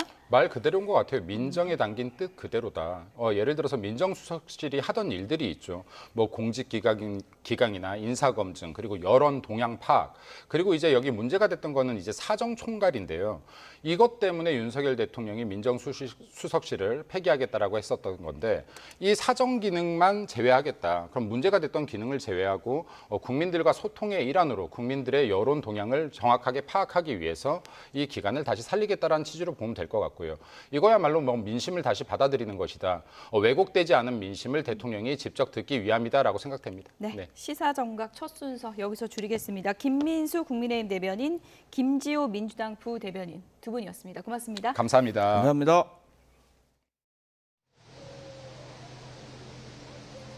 맑은 하늘에 따스한 햇살까지 서울에서는 완연한 봄 날씨가 5월의 시작을 반겨주고 있습니다. 정오를 넘긴 현재 벌써 서울 기온이 20도를 웃돌고 있는데요. 이제 뒤로 보이는 홍제 폭포의 물줄기가 시원하게 느껴질 정도로 오늘 낮 동안 서울 등 중부지방에서는 이렇게 따뜻한 날씨가 이어지겠습니다. 반면 남부지방의 하늘 표정은 조금 다릅니다. 하늘빛이 다소 흐린 가운데 낮 기온도 예년 수준을 밑돌겠는데요. 특히 호남과 제주도에는 약한 비 소식까지 있는 만큼 오늘 지역별 날씨 정보 잘 확인해 주셔야겠습니다. 남부지방의 비 예보부터 자세히 살펴보겠습니다. 지금도 산발적인 비가 이어지고 있는 제주도에는 오늘 낮까지 5mm 미만의 약한 비가 조금 더 내리다가 그치겠고요. 대기 불안정으로 호남지방에는 오늘 밤까지 한때 소나기가 지날 가능성이 있겠습니다. 우산 하나 챙겨주시면 좋겠습니다. 반면 오늘 수도권을 비롯한 중부지방에서는 낮 동안 햇살이 따뜻하겠습니다. 전국적으로 공기도 깨끗하겠는데요. 자세한 지역별 낮 기온 살펴보면 서울 24도, 대전 22도로 중부에서는 예년보다 따뜻하겠고요. 하늘이 흐린 남부지방에서는 광주와 대구 20도 등 예년 기온을 2도에서 4도가량 밑돌겠습니다. 특히 동풍이 부는 동해안에서는 포항과 울산 16도로 한낮에도 다소 서늘하겠습니다. 내일은 전국 하늘이 맑게 개겠습니다. 기온도 점차 올라서 금요일과 토요일에는 한여름 더위가 나타나겠는데요. 일요일과 월요일에는 전국에 비가 내리면서 고온 현상이 꺾이겠습니다. 연휴 일정에 참고해 주시면 좋겠습니다. 내일까지 영남 해안과 제주도 해안에는 너울이 유입되는 가운데 오늘 경남 해안에서는 바람까지 강하게 불겠습니다. 해안가 접근을 자제하는 등 안전사고 발생하지 않도록 각별히 주의해 주셔야겠습니다. 지금까지 홍제 폭포에서 YTN 고은재입니다.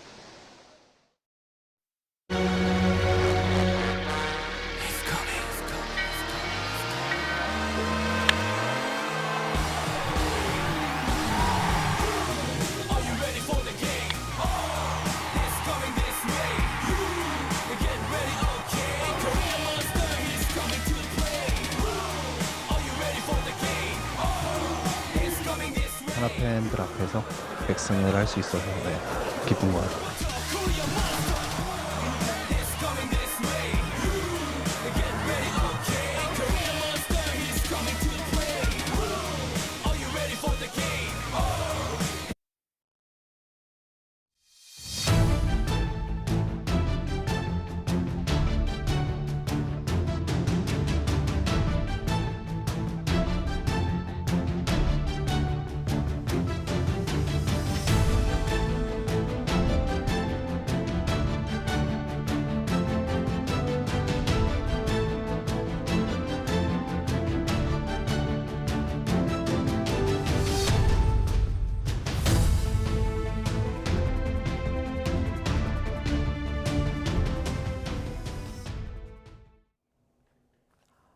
경기도 시흥시 고가차로 건설 현장에서 교량 구조물이 갑자기 무너져 내리는 사고가 발생했습니다.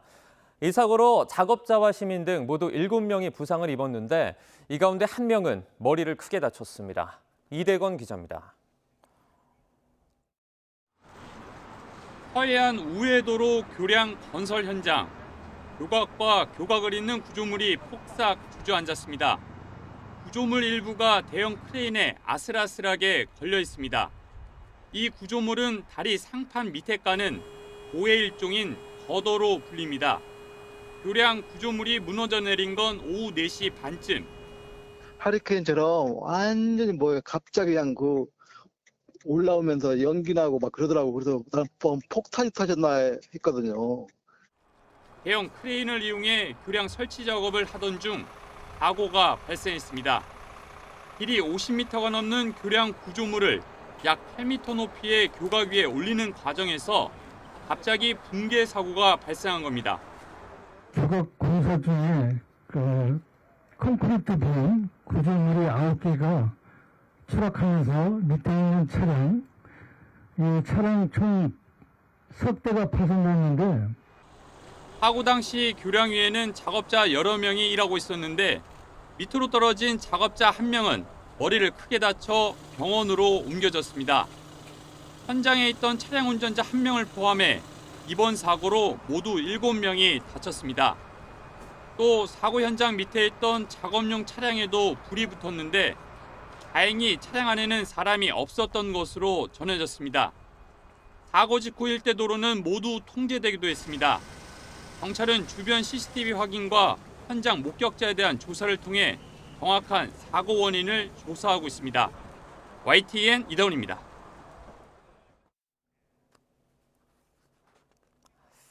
핫한 이슈를 전문가에게 묻습니다. 이슈콜입니다.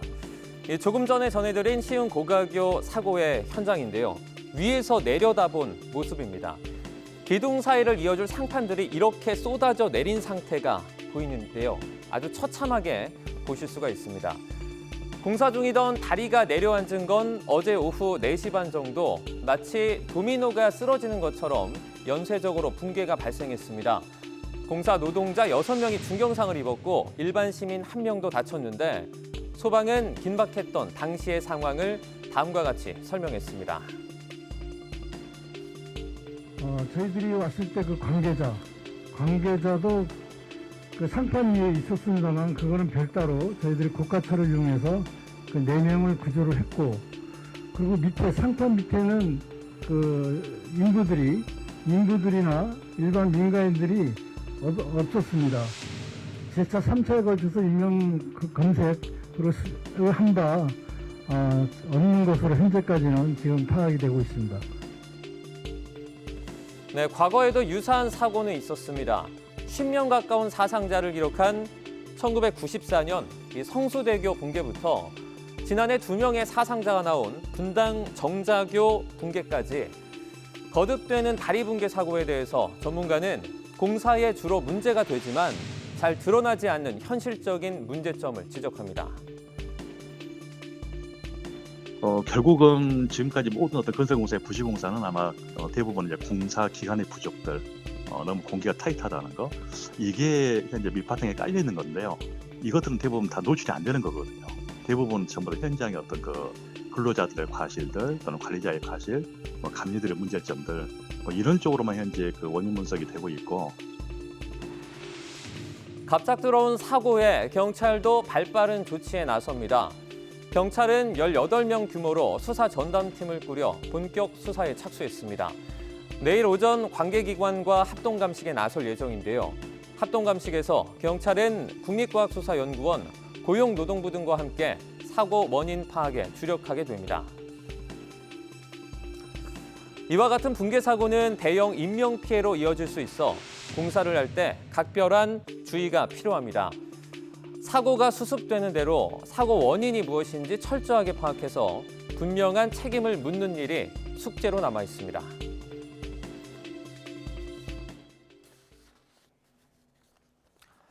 어젯밤 부산 동래구에 있는 아파트에서 불이 나 남성 1명이 숨졌습니다.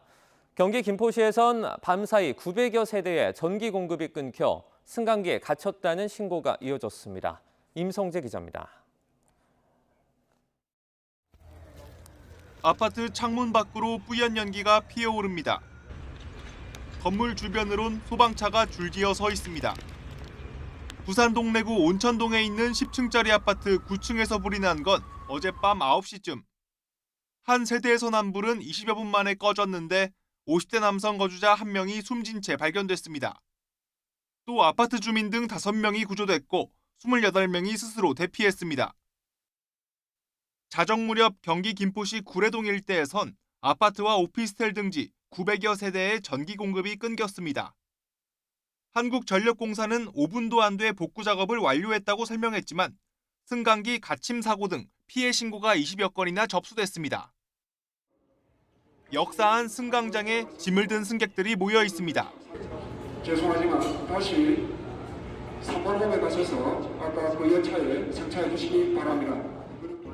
어제 저녁 7시 10분쯤 경남 진주를 출발해 서울로 향하던 KTX 열차가 창원 중앙역에서 멈춰섰습니다. 갑작스러운 기관사의 건강 이상으로 운행이 중단된 겁니다.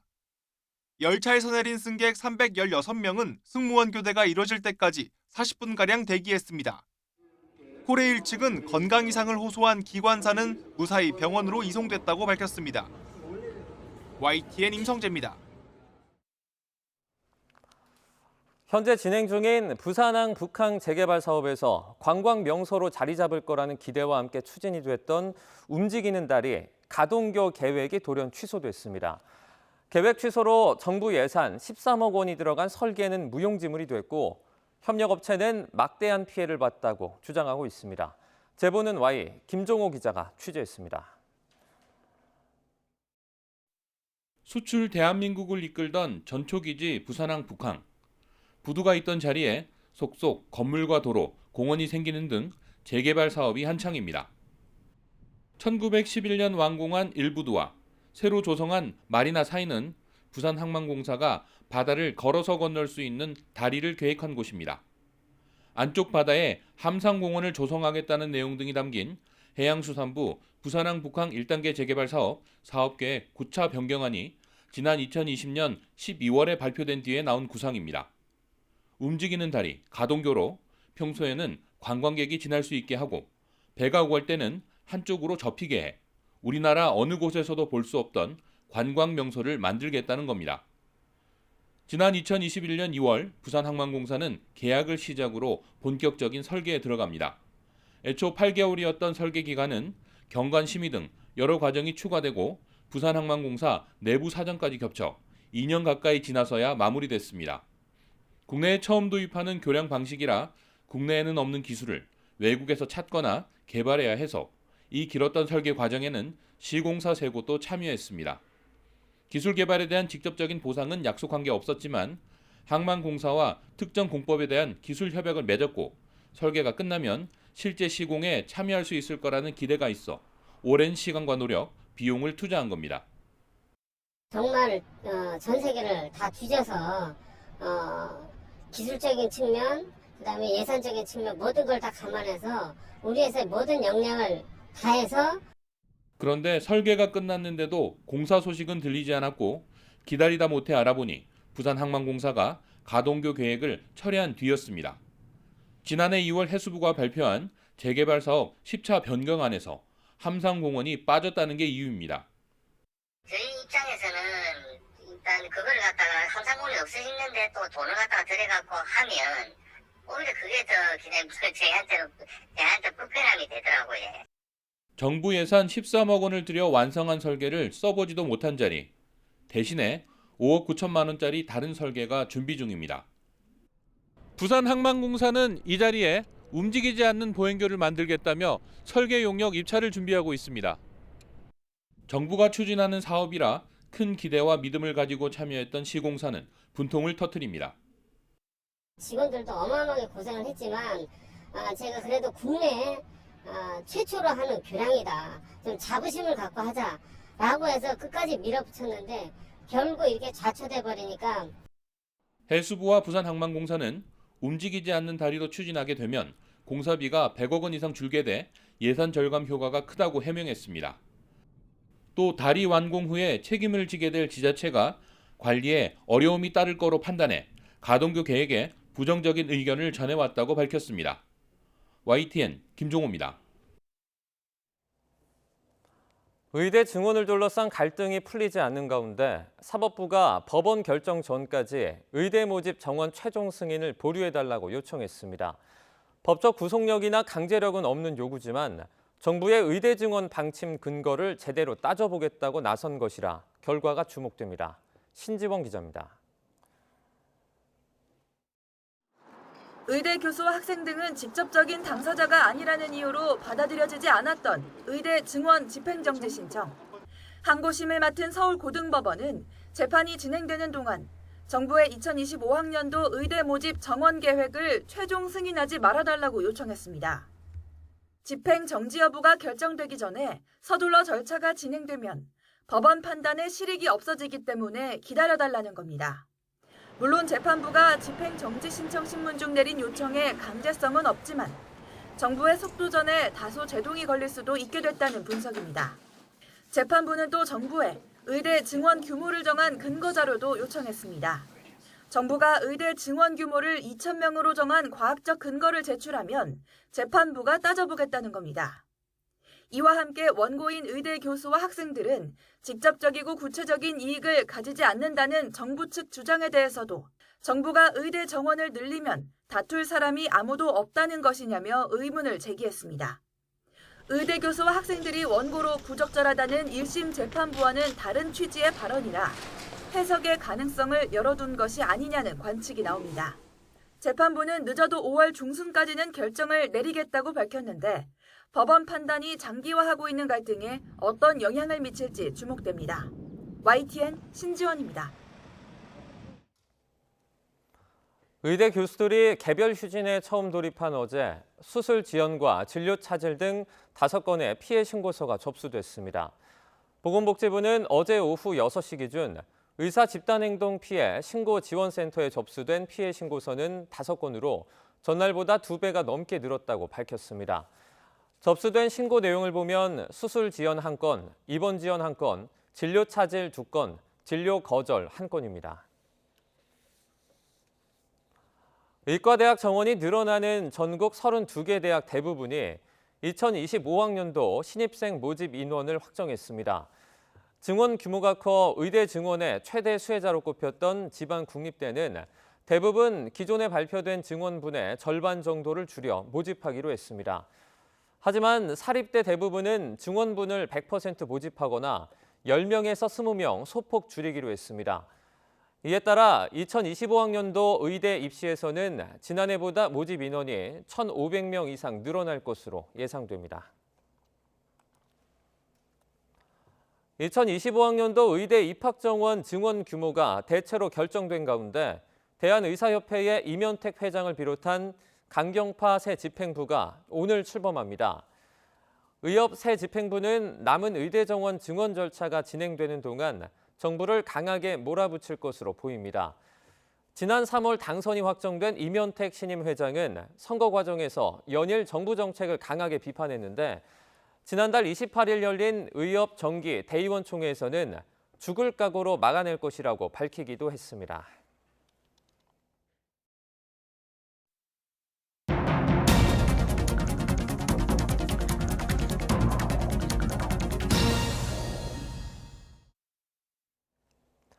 (21대) 국회가 이번 달을 끝으로 종료되는 가운데 최상병 특검법 등 쟁점 법안을 둘러싼 여야 극한 대치가 막판까지 이어질 거란 전망입니다. 여소야대 구도가 더 극심해진 22대 국회 기류를 압축적으로 보여줄 예고편이란 분석도 나옵니다. 박광열 기자입니다. 과도한 거부권 행사, 또 입법권을 침해하는 시행령 통치, 인사청문회 무력화 같은 이런 조치들은 민주당에서 강조해 오던 얘기이기 때문에 이런 말씀을 하실 거로 또 제가 예상하고 있었습니다. 취임 1년 11개월 만에 어렵사리 성사된 윤 대통령과 제1야당 대표 양자회담. 팽팽한 입장차만 확인한 채 5월 임시국회에 막이 올랐습니다.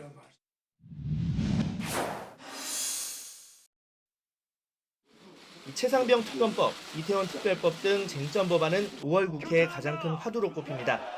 민주당은 대통령 거부권 행사에 대비해 5월 2차례 본회의를 주장하며 강력한 입법 드라이브를 예고했고 국회법을 어기면서까지 직무를 유기하고 특검법을 반대하는 것은 또 하나의 수사 방해이자 진실을 은폐하는 것입니다. 이에 여당은 거야 입법 폭주 여론전과 동시에 내부 단속에 돌입했습니다. 현 국회 의석 상황에서 여권 내 이탈표가 16표 이상 나올 경우 거부권 행사 법안 재의결이 가능하기 때문입니다. 다음 국회에서 볼 수 없는 50여 명의 여당 의원, 그리고 이미 공개적으로 찬성표 의사를 밝힌 의원들 표심 단속이 과제로 거론됩니다. 이렇게 모든 이슈를 덮을 만큼 국민들이 이 특검이 꼭 필요하다고 보는지에 대해서도 판단이 필요한 부분이 있습니다. 192석을 확보한 범야권, 민주당 친명계와 조국혁신당 등 대여 강경파가 대거 원내 입성을 앞뒀다는 점도 변수로 지목됩니다. 실제 민주당은 21대 국회에서 폐기된 이른바 쌍특검법 처리를 벼르고 있고 조국혁신당 역시 한동훈 특검 추진을 1호 공약으로 내걸었습니다. 지금 이번 당선자들은 21대랑은 다르게 우리에게 주어져 있는 민생과제와 개혁과제 반드시 완수하겠다라고 하는 의지가 충만해 있는 상황입니다. 반면 의석수가 쪼그라들며 야권 입법 공세 방어가 더 어려워진 국민의힘. 친윤 영남권 의원 비율이 늘며 핵심 지지층에 기반한 여야 대치 전선이 더 가팔라지거나 대통령 거부권에 더 기댈 수밖에 없을 거란 우려 섞인 시선도 제기됩니다. 맞상대할 수 있는 역량이 필요하고 첫째. 두 번째는 결국 여당은 정부와 함께 소통하면서 그걸 대응해야 됩니다.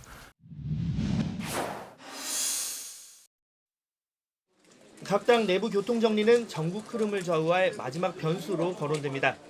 여당은 이르면 6월 치러질 전당대회를 통해 비윤계 후보 그리고 한동훈 전 비대위원장 등의 등판 가능성이, 민주당은 비명 행사를 뚫고 국회에 입성한 친문 20여 명의 행보가 당 내홍의 방아쇠가 될 수 있다는 관측에 주목합니다. 21대 국회 마지막까지 여야의 극한 대치라는 시나리오는 결국 현실이 되고 있습니다. 향후 4년 국회 상황을 가늠할 전초전이라는 측면에서 전국 주도권을 놓지 않으려는 여야의 치열한 삿바 싸움이 예상됩니다. YTN 박광렬입니다. 노동절을 맞아 양대 노총이 잠시 뒤 전국에서 정부 노동정책을 비판하는 대규모 집회를 개최합니다. 서울 도심 집회가 1시간 뒤에 시작되는데요. 사전 집회로 주변 일대는 이미 교통이 통제되고 있습니다. 현장으로 가보겠습니다. 정현우 기자. 네, 민주노총 본집회가 곧 열리는 서울 세종대로입니다. 네, 지금 뒤편 현장 보니까 분주해 보이는데 본집회 준비가 한창인 거죠?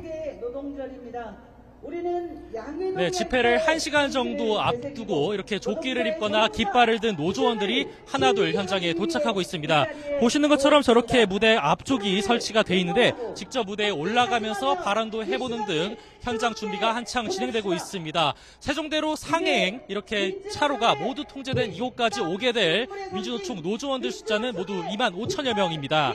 오후 2시에 시작되는 집회가 지방공호용청이 있는 을지로 방향 행진으로 마무리될 예정인데요.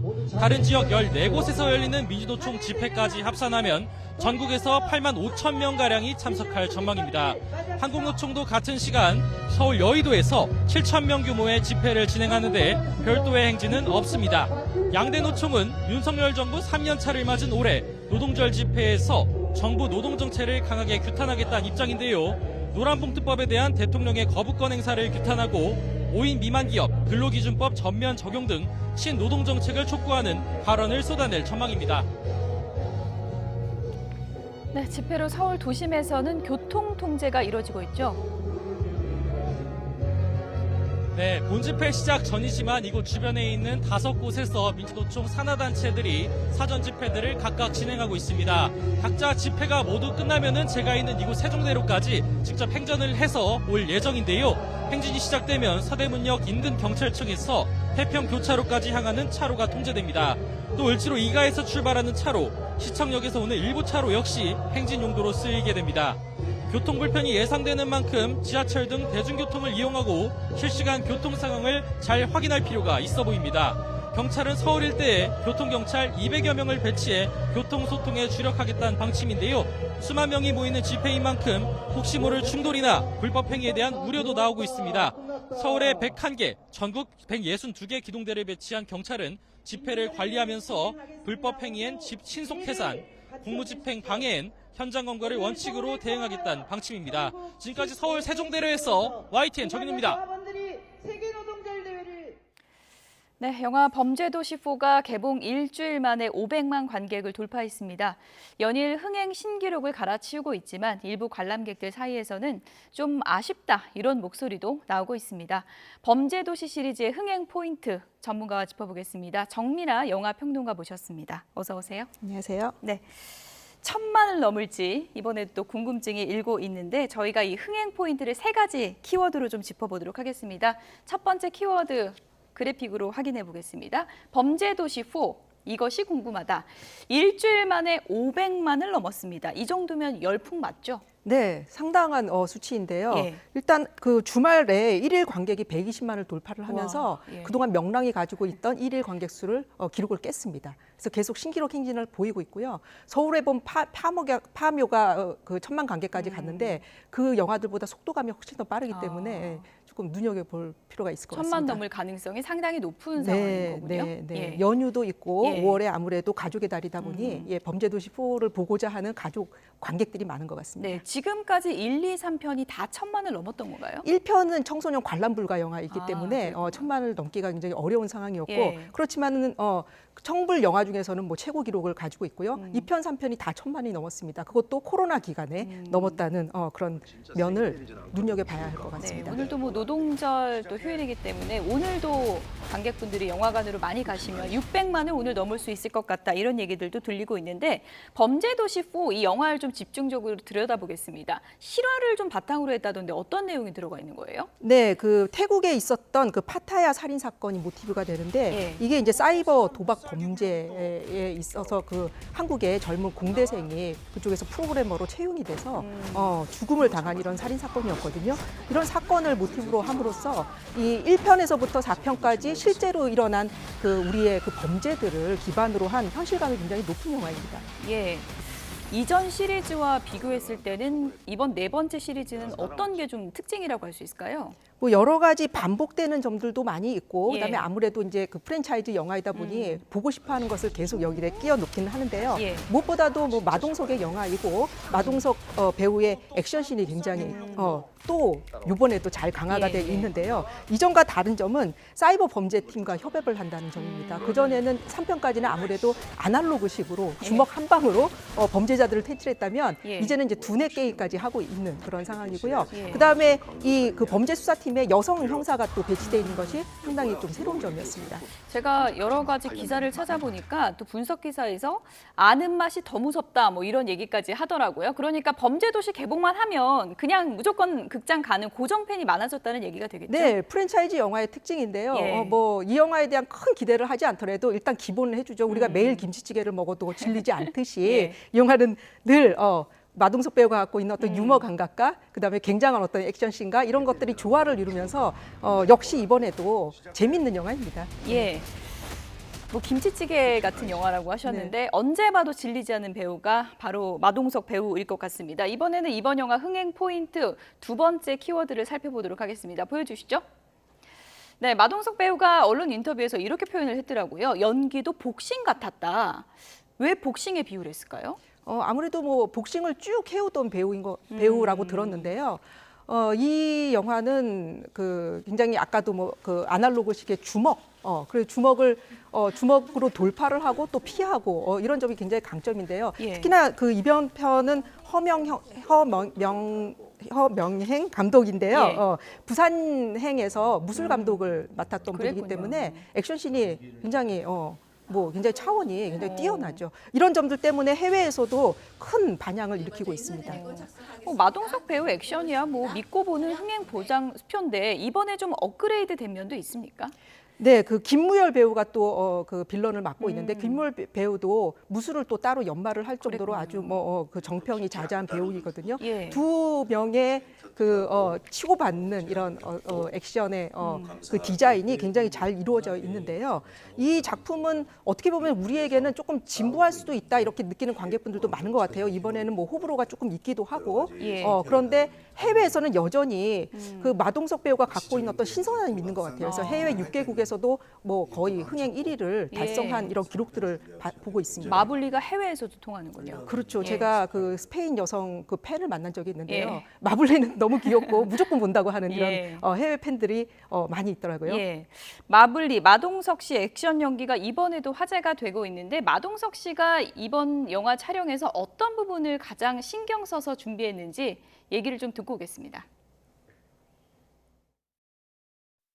평생 운동을 한 사람이니까 액션 부분에도 더 장점이 있다고 생각을 해서 지금 촬영이 없고 회의가 없는 날은 아직도 복싱장에 가서 매일 스파링하고 범죄도시 시리즈는 리얼 베이스의 영화이기 때문에 이렇게 좀 카메라 기술이나 좀 트릭을 이용한 액션이 없어요.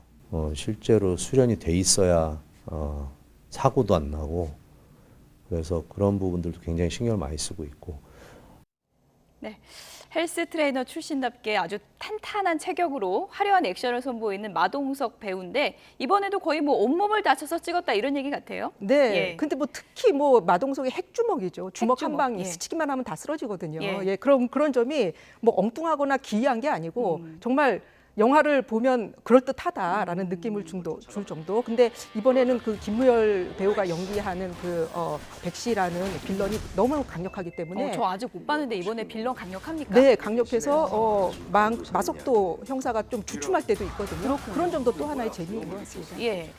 뭐 마동석 배우가 마블리라는 애칭으로 큰 사랑을 받고 있지만 지금 뭐 데뷔한 지는 상당히 오래됐고 또 고생한 시간도 많잖아요. 그렇죠. 원래는 이제 체육인이라고 들었고 헬스 트레이너고 그다음에 30살이 넘어서 데뷔를 했다고 해요. 그리고 초반에는 굉장히 많은 그 조연 인물로 등장을 하다가 그 주연으로 전격적으로 본인이 입지를 만들게 된 게 이제 범죄도시인데 이 범죄도시는 특히 본인이 배우로서뿐만 아니라 기획자나 각본까지 참여한 전천후의 역할을 보여준 작품이죠. 예, 기획, 각본, 제작에도 마동석 씨가 참여한 건데 주연 배우가 이런 경우가 뭐 흔치는 않잖아요. 그렇죠. 할리우드에서는 뭐 브래드 피트나 뭐 디카프리오나 안젤리나 졸리나 그다음 지금 개봉하고 있는 챌린저스의 젠다야나 이런 뭐 흔한 경우가 있는데 한국에서는 많지 않았거든요. 하정우 배우 정도가 기획까지 하면서 주연까지 하는 이런 경우였는데 마동석 배우 같은 경우에는 특히나 자신의 캐릭터, 자신의 강점을 잘 연구를 하고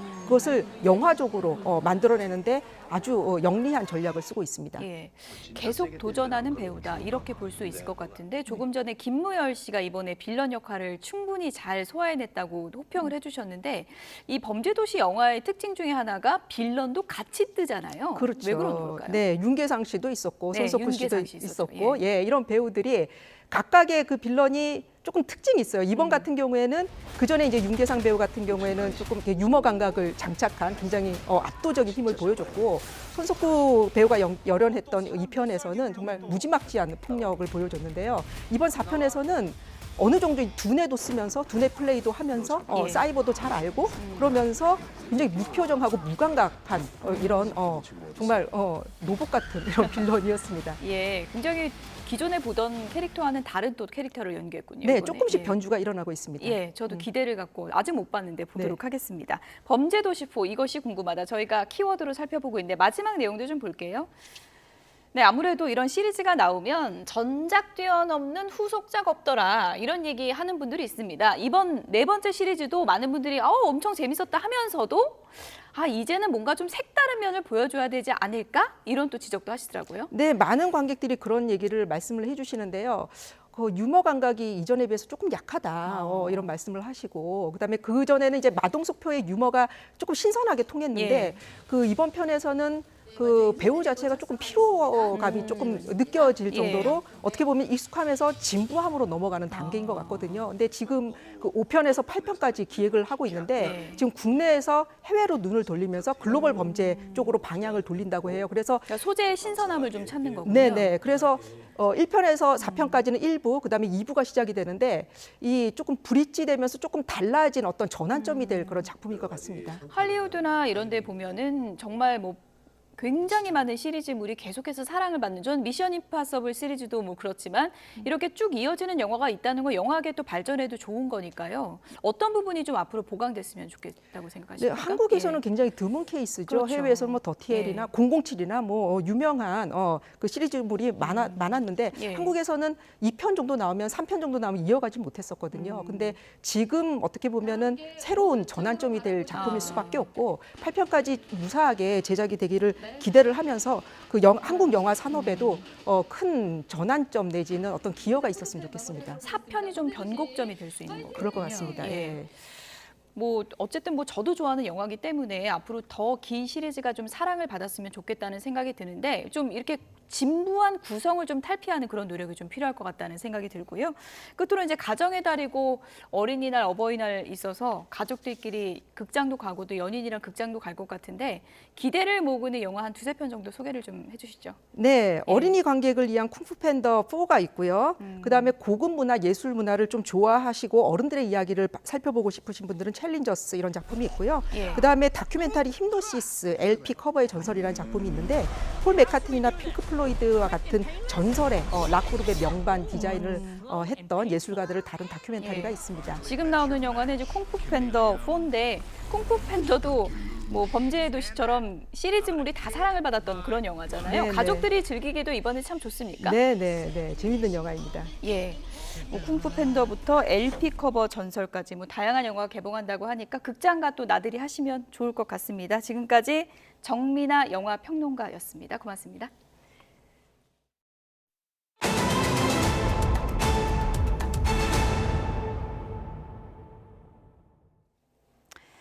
다음 소식입니다. 하이브가 자회사인 어도어 경영진 교체를 위한 임시 주주총회를 열게 해달라며 낸 신청 사건의 법원 신문이 열렸습니다. 어도어 측은 애초 요구가 무리했다면서도 조만간 이사회와 주주총회를 열겠다고 했는데요. 하이브 측은 지켜보겠다는 입장을 밝혔습니다. 임혜진 기자입니다.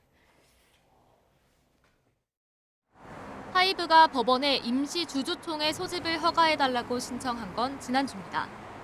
민희진 어도어 대표의 경영권 탈취 시도가 확인됐다며 이사회 소집을 요구했지만 민 대표 측에서 거절했기 때문입니다. 법원은 하이브 측의 신청 닷새 만에 신문기일을 열었습니다. 신문은 당사자 없이 소송 대리인들만 참석한 가운데 비공개로 진행됐습니다. 앞서 이사회 소집을 거절했던 민 대표 측은 하이브가 요청한 날짜가 너무 촉박해 준비 시간이 부족했을 뿐이라며 정해진 절차에 따라 이사회와 주총을 열겠다고 밝혔습니다. 정해진 바에 따라서 5월 10일까지는 이사회 열리고 5월 말까지는 주총 열릴 거다. 그런 내용 포함해서 추가적으로 드린 말씀을 5월 13일까지 드리겠다. 여기도 말씀드렸습니다. 이에 대해 하이브 측은 법정에서 한 말이니 거짓말은 아닐 거로 생각한다며 일정대로 진행되길 바란다는 입장을 내놨습니다. 재판부는 추가 신문기일은 잡지 않고 조만간 결론을 내릴 걸로 전해졌는데 구체적인 시점을 언급하지는 않았습니다. 법원 관계자는 통상 3주 정도 걸리지만 사안이 시급한 만큼 더 일찍 결정될 수도 있다고 전망했습니다. 법원이 하이브 요구를 받아들이면 결정 15일 뒤엔 임시 주주총회가 열리는데 어도어 측이 구체적인 시간표를 제시한 만큼 하이브의 신청이 받아들여질지는 지켜봐야 할 것으로 보입니다. 주총이 소집돼 민 대표의 해임 안건이 상정되면 사실상 대표직을 내려놓을 수밖엔 없을 거란 전망이 많습니다. 경찰 고발에 이어 경영권을 둘러싼 법적 공방까지 하이브와 민희진 측 갈등이 치열해지는 가운데 법원이 어떤 판단을 내릴지 관심이 쏠립니다. YTN 임혜진입니다. 네, 서서히 지나가는 검은 차량 보이시죠? 트럭과 승용차 사이를 지나는 듯 하더니 멈칫했고요. 후진을 하면서 약간 흔들렸는데요. 주차된 차량에 충격이 가해졌습니다. 대전 서부경찰서는 이렇게 상습적으로 주차된 차를 들이받고 교통사고를 내서 운전자들을 다치게 한 혐의로 30대 A씨를 구속 상태로 검찰에 넘겼습니다. A씨는 한 달 동안 8번이나 사고를 내고 도주했습니다. 지하철 개찰구를 빠르게 지나가는 이 남성, 전화금융 사기로 가로챈 수억 원을 세탁한 혐의를 받는 30대 A씨입니다. 서울 관악경찰서는 A씨 등 15명을 입건하고 이 가운데 4명을 구속했습니다. 이들은 하루에 20만 원을 주는 조건으로 모집한 아르바이트 인력을 활용해 명품 시계를 구매하는 수법으로 보이스피싱으로 가로챈 7억여 원을 세탁한 혐의를 받습니다. 네, 오늘 새벽에는 이런 일이 있었습니다. 새벽 2시쯤이었는데요. 대전 정림동의 한 아파트 지상주차장에서 술을 마신 것으로 의심되는 운전자가 승용차로 주차된 차량 7대를 들이받았습니다. 차량에 파손된 모습이 좀 나오고 있죠. 이 사고로 다친 사람은 없었지만 운전자와 동승자가 달아나서 경찰이 추적하고 있습니다. 비슷한 시각 전북 남원시 산내면 지리산 인근 2층짜리 민박 건물에서 불이 났습니다. 이 불로 건물 1층 편의점에 딸린 방에 있던 90살 여성 김모 씨가 숨졌고 김 씨의 50대 아들은 대피하는 과정에서 등과 손가락 등에 화상을 입었습니다. 서울 지하철역 승강장에 이동권 부장이 적힌 스티커 수백 장을 붙여서 재판에 넘겨진 장애인단체 간부들이 1심에서 무죄를 선고받았습니다. 서울 서부지방법원은 공동재물 손괴 혐의로 기소된 박경석 전국장애인 차별철폐연대 상임 공동대표 등 3명에게 무죄를 선고했습니다. 재판부는 통행에 큰 지장이 있었다거나 이를 제거하기가 현저히 어려워 보이지는 않는다고 판단을 했고, 이에 대해서 박 대표는 장애인의 이동권 보장을 위한 시위로 재판에 넘겨진 여러 사례 가운데 첫 무죄 판결이라면서 환영의 뜻을 밝혔습니다. 미국 기준금리를 결정하는 연준의 연방공개시장위원회 FOMC 회의가 이틀 일정으로 열리고 있습니다. 결과는 우리 시간으로 내일 새벽에 나오는데 금리 동결이 예상되는 가운데 시장은 제롬 파월 미 연준 의장의 발언을 주목하고 있습니다. 이영원 기자입니다. 미국 기준금리는 매파적 동결이 유력합니다. 현재 금리 동결 전망이 지배적인 만큼 시장이 주목하는 건 메시지입니다. 특히 이번에는 금리 전망치가 담기는 점도표 발표가 없다 보니 모든 관심이 제롬 파월 미 연방준비제도 이사회 의장 발언에 쏠리고 있습니다. The recent data have clearly not given us greater confidence and instead indicate that it's likely to take longer than expected to achieve that confidence. 실제로 최근 미국의 근원 개인 소비 지출 상승률은 2.8%로 시장 예상치를 웃돌았습니다. 연준이 목표로 한 2% 물가와 더 멀어지면서 금리 인하 전망을 어둡게 했습니다. 지난 FOMC 회의 때 밝힌 올해 3차례 금리 인하 횟수가 줄어들 가능성이 커진 겁니다. 아예 올해 모두 동결하거나 일각에서는 오히려 올릴 수 있다는 비관적인 전망까지 나왔습니다. 물론 나 홀로 호황이었던 미국 경제가 다소 둔화하면서 금리 인상까지 열어두기는 쉽지 않다는 의견이 우세합니다. 아무리 빨라도 9월 금리 인하 정도, 올해 동결 가능성도 저도 꽤 있다고 보여집니다. 일부에서 얘기하는 상승은 조금 저는 좀 생뚱맞은 것 같아요. 금리를 인상한다? 그거는 미국 경제뿐만 아니고 세계 경제에 정말 치명적인. 한국은행도 물가 불안과 역대 최대치로 벌어진 한미 금리 차로 섣불리 인하에 나서지 못하고 있습니다. 다만 경기를 고려하면 금리 인하 필요성이 큰 만큼 이번 FOMC 발표 직후 이루어질 파월 의장 기자회견에 촉각을 곤두세울 것으로 보입니다. YTN 이영훈입니다. 빵 좋아하는 분들 긴장하셔야겠습니다. 먹거리 물가가 하루가 다르게 치솟는 가운데 빵값도 만만치 않게 오르고 있는데요. 그러자 공정거래위원회가 시장 감시에 나섰습니다. 네, 빵 물가가 얼마나 올랐는지 볼까요? 통계청 자료를 봤더니 지난해 국내 빵값은 1년 전보다 9.55% 올랐습니다.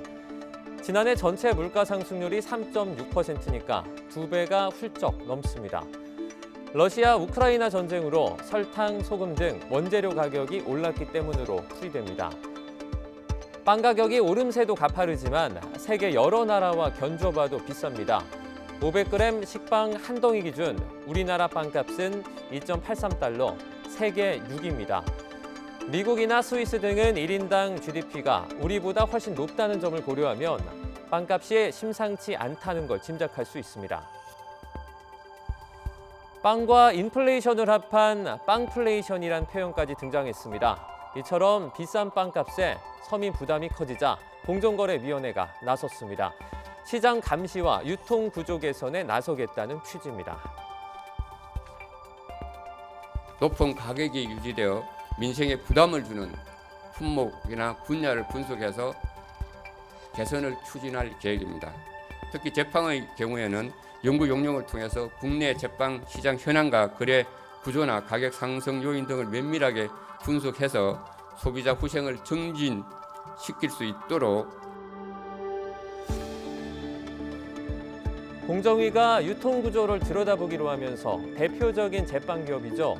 삼립과 파리바게뜨를 거느린 SPC그룹 등이 집중감시 대상이 될 것으로 보입니다. 다만 공정위 연구 용역 결과가 나오기까지 시간이 걸리는 만큼 서민들 빵값 부담은 당분간 이어질 수밖에 없어 보입니다.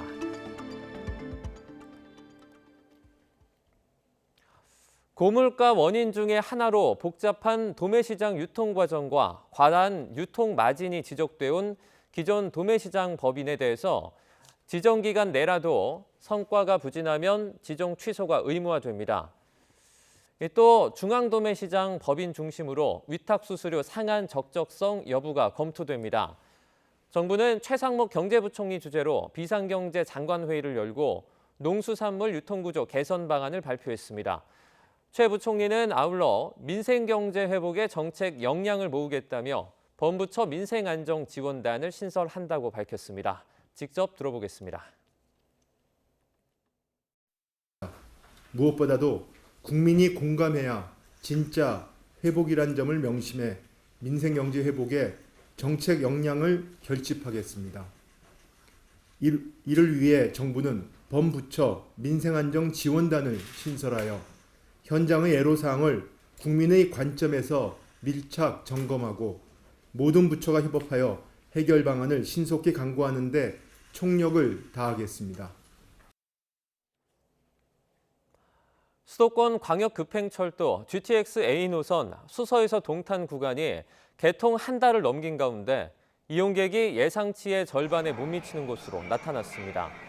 국토부는 개통일인 지난 3월 30일부터 지난달 29일까지 GTX A 수서에서 동탄 구간 이용객이 26만 3천여 명으로 집계됐다고 밝혔습니다. 개통 전 국토부가 예측한 이 기간 총 수요 61만 5천여 명의 43% 수준에 불과합니다. 평일에는 2만 1천여 명, 휴일에는 1만 6천여 명이 이용했는데 평일은 예측치의 36%, 휴일은 60% 수준으로 나타났습니다. 결혼을 반드시 해야 한다고 생각하는 청소년들은 10명 가운데 4명도 되지 않는 것으로 나타났습니다. 여성가족부가 지난해 13세에서 24세 청년을 대상으로 조사한 결과 결혼은 반드시 해야 한다고 답한 비율이 38.5%에 그쳤습니다. 이는 지난 2017년 51%, 또 지난 2020년 39.1%보다 크게 줄어든 수치입니다. 또 60%가 넘는 청소년들은 결혼을 하더라도 아이를 반드시 가질 필요가 없다고 답한 것으로 조사됐습니다. 청소년 10명 가운데 3명은 코로나19 엔데믹 이후 전반적인 생활 측면에서 긍정적으로 변화했다고 느끼는 것으로 조사됐습니다. 여성가족부는 청소년 7,400명을 대상으로 한 종합실태조사 결과를 발표하면서 이같이 밝혔습니다. 청소년들이 전반적인 생활에서 긍정적으로 변화했다고 답한 비율은 팬데믹 당시인 2020년 13.4%에서 29.6%로 크게 올랐습니다. 요즘에 제로 슈거 소주가 잇따라 출시되면서 다이어트하는 분들에게 인기가 높은데요. 그런데 실제로 조사를 해보니까 일반 소주와 열량 차이가 크지 않았습니다. 황보혜경 기자입니다.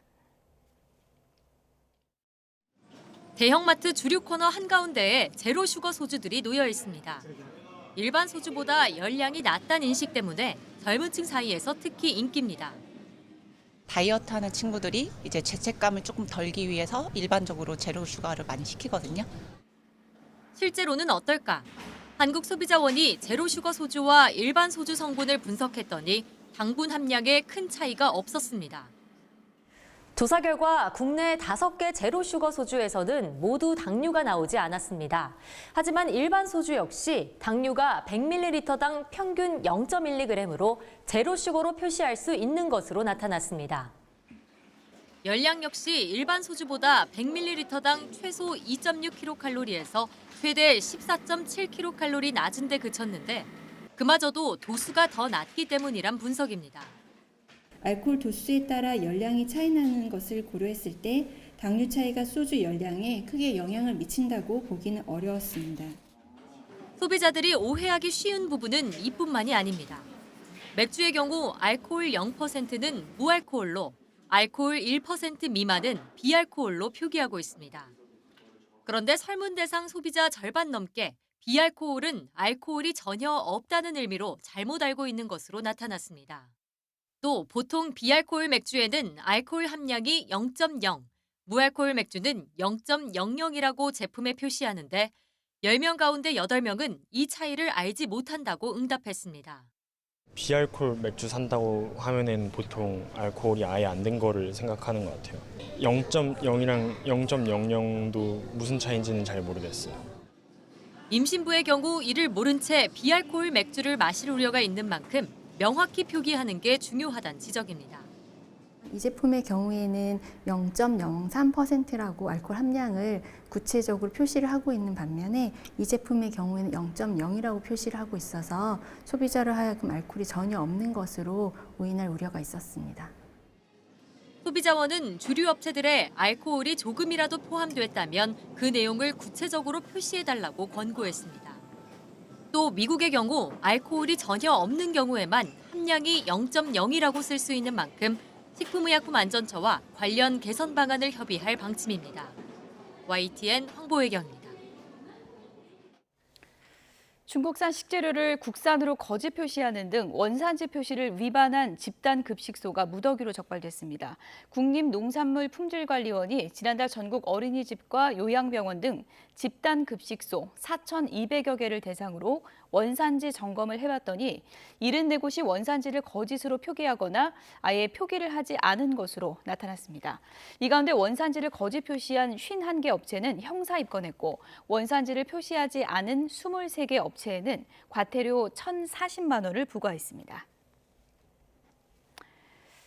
디스플레이나 반도체를 만들 때 유기용매를 세정제로 쓰는데 우리나라는 대부분 수입을 하고 있습니다. 한 번 쓰고 버려지는 유기용매가 한 해 200만 톤에 이르는데요.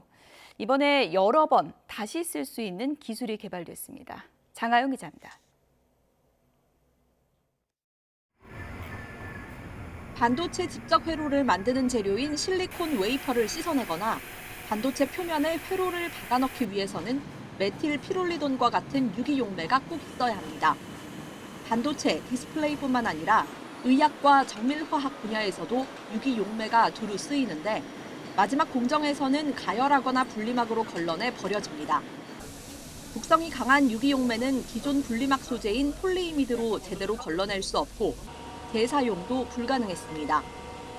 이렇게 버려지는 유기용매가 한 해 200만 톤에 달합니다. 국내 연구진이 더 강하고 잘 거르는 분리막을 개발했습니다. 슈퍼플라스틱으로 불리는 고분자, 폴리벤즈 이미다조를 활용했습니다. 거른 뒤 유기용매를 얼마나 잘 배출하는지를 나타내는 투과도와 용매에 섞인 특정 물질을 잘 걸러내는지를 보는 선택도 모두 기존보다 크게 높았습니다. 실제로 분리막을 독한 유기용매에 3주 넘게 담가놨는데 녹지 않고 그대로 형태가 유지됐습니다. 알코올과 같은 유기용매는 사실 일반 분리막으로도 걸러질 수 있는데 좀 더 독한 유기용매 같은 경우는 이 분리막 자체가 녹거나 아니면 손상을 받기 때문에 이제 사용을 할 수 없었는데 이제 본 연구에서 개발된 분리막과 같은 경우에는 이러한 유기용매에서도 손상되지 않고 잘 이렇게 투과시킨다고 볼 수 있습니다. 독성이 강하고 대부분 수입하는 유기용매를 버리지 않고 재사용할 수 있다는 점에서 경제적이고 친환경적입니다. 이번 연구는 분리막 공정 분야 국제학술지인 저널 오브 멤브레인 사이언스에 게재됐는데 2026년 상용화를 목표로 하고 있습니다. YTN 강하영입니다. 미국 로스앤젤레스에서 경전철과 대학교 셔틀버스가 충돌하는 사고가 발생해 승객 50여 명이 다쳤습니다. LA 소방국에 따르면 사고는 현지 시간 30일 오전 11시 54분쯤 LA 자연사박물관과 서던 캘리포니아대 USC 사이에 있는 대로에서 일어났습니다. 도시철도인 메트로 레일 경전철과 USC 셔틀버스가 같은 방향으로 가던 중 측면으로 충돌해 전철과 버스에 타고 있던 승객 여러 명이 다쳤습니다. 소방국은 부상자가 최소 55명으로 집계됐으며 이 가운데 버스 운전사와 승객 1명 등 2명이 중상을 입었고 전철 승객 16명은 양호한 상태로 치료 중이라고 밝혔습니다. 후지산 인증샷 명소로 소문이 나면서 몰려드는 관광객으로 몸살을 앓는 일본 마을이 결국 산을 가리는 가림막 설치에 착수했습니다. 일본 야마나시현 후지카와 구지코 마을에 있는 한 편의점은 2년여 전부터 후지산을 배경으로 완벽한 셀카를 찍을 수 있는 곳으로 유명해졌습니다. 하지만 관광객이 몰려들면서 쓰레기를 버리거나 교통을 방해하고 사유지를 침범한다는 등의 민원이 급증했습니다. 맑은 하늘에 따스한 햇살이 내리쬐고 있습니다. 오늘 5월의 첫날이자 노동절이어서 나들이 가시는 분들 많으실 텐데요. 이 완연한 봄 날씨에 이곳 홍제 폭포도 정말 많은 시민들로 북적이고 있습니다.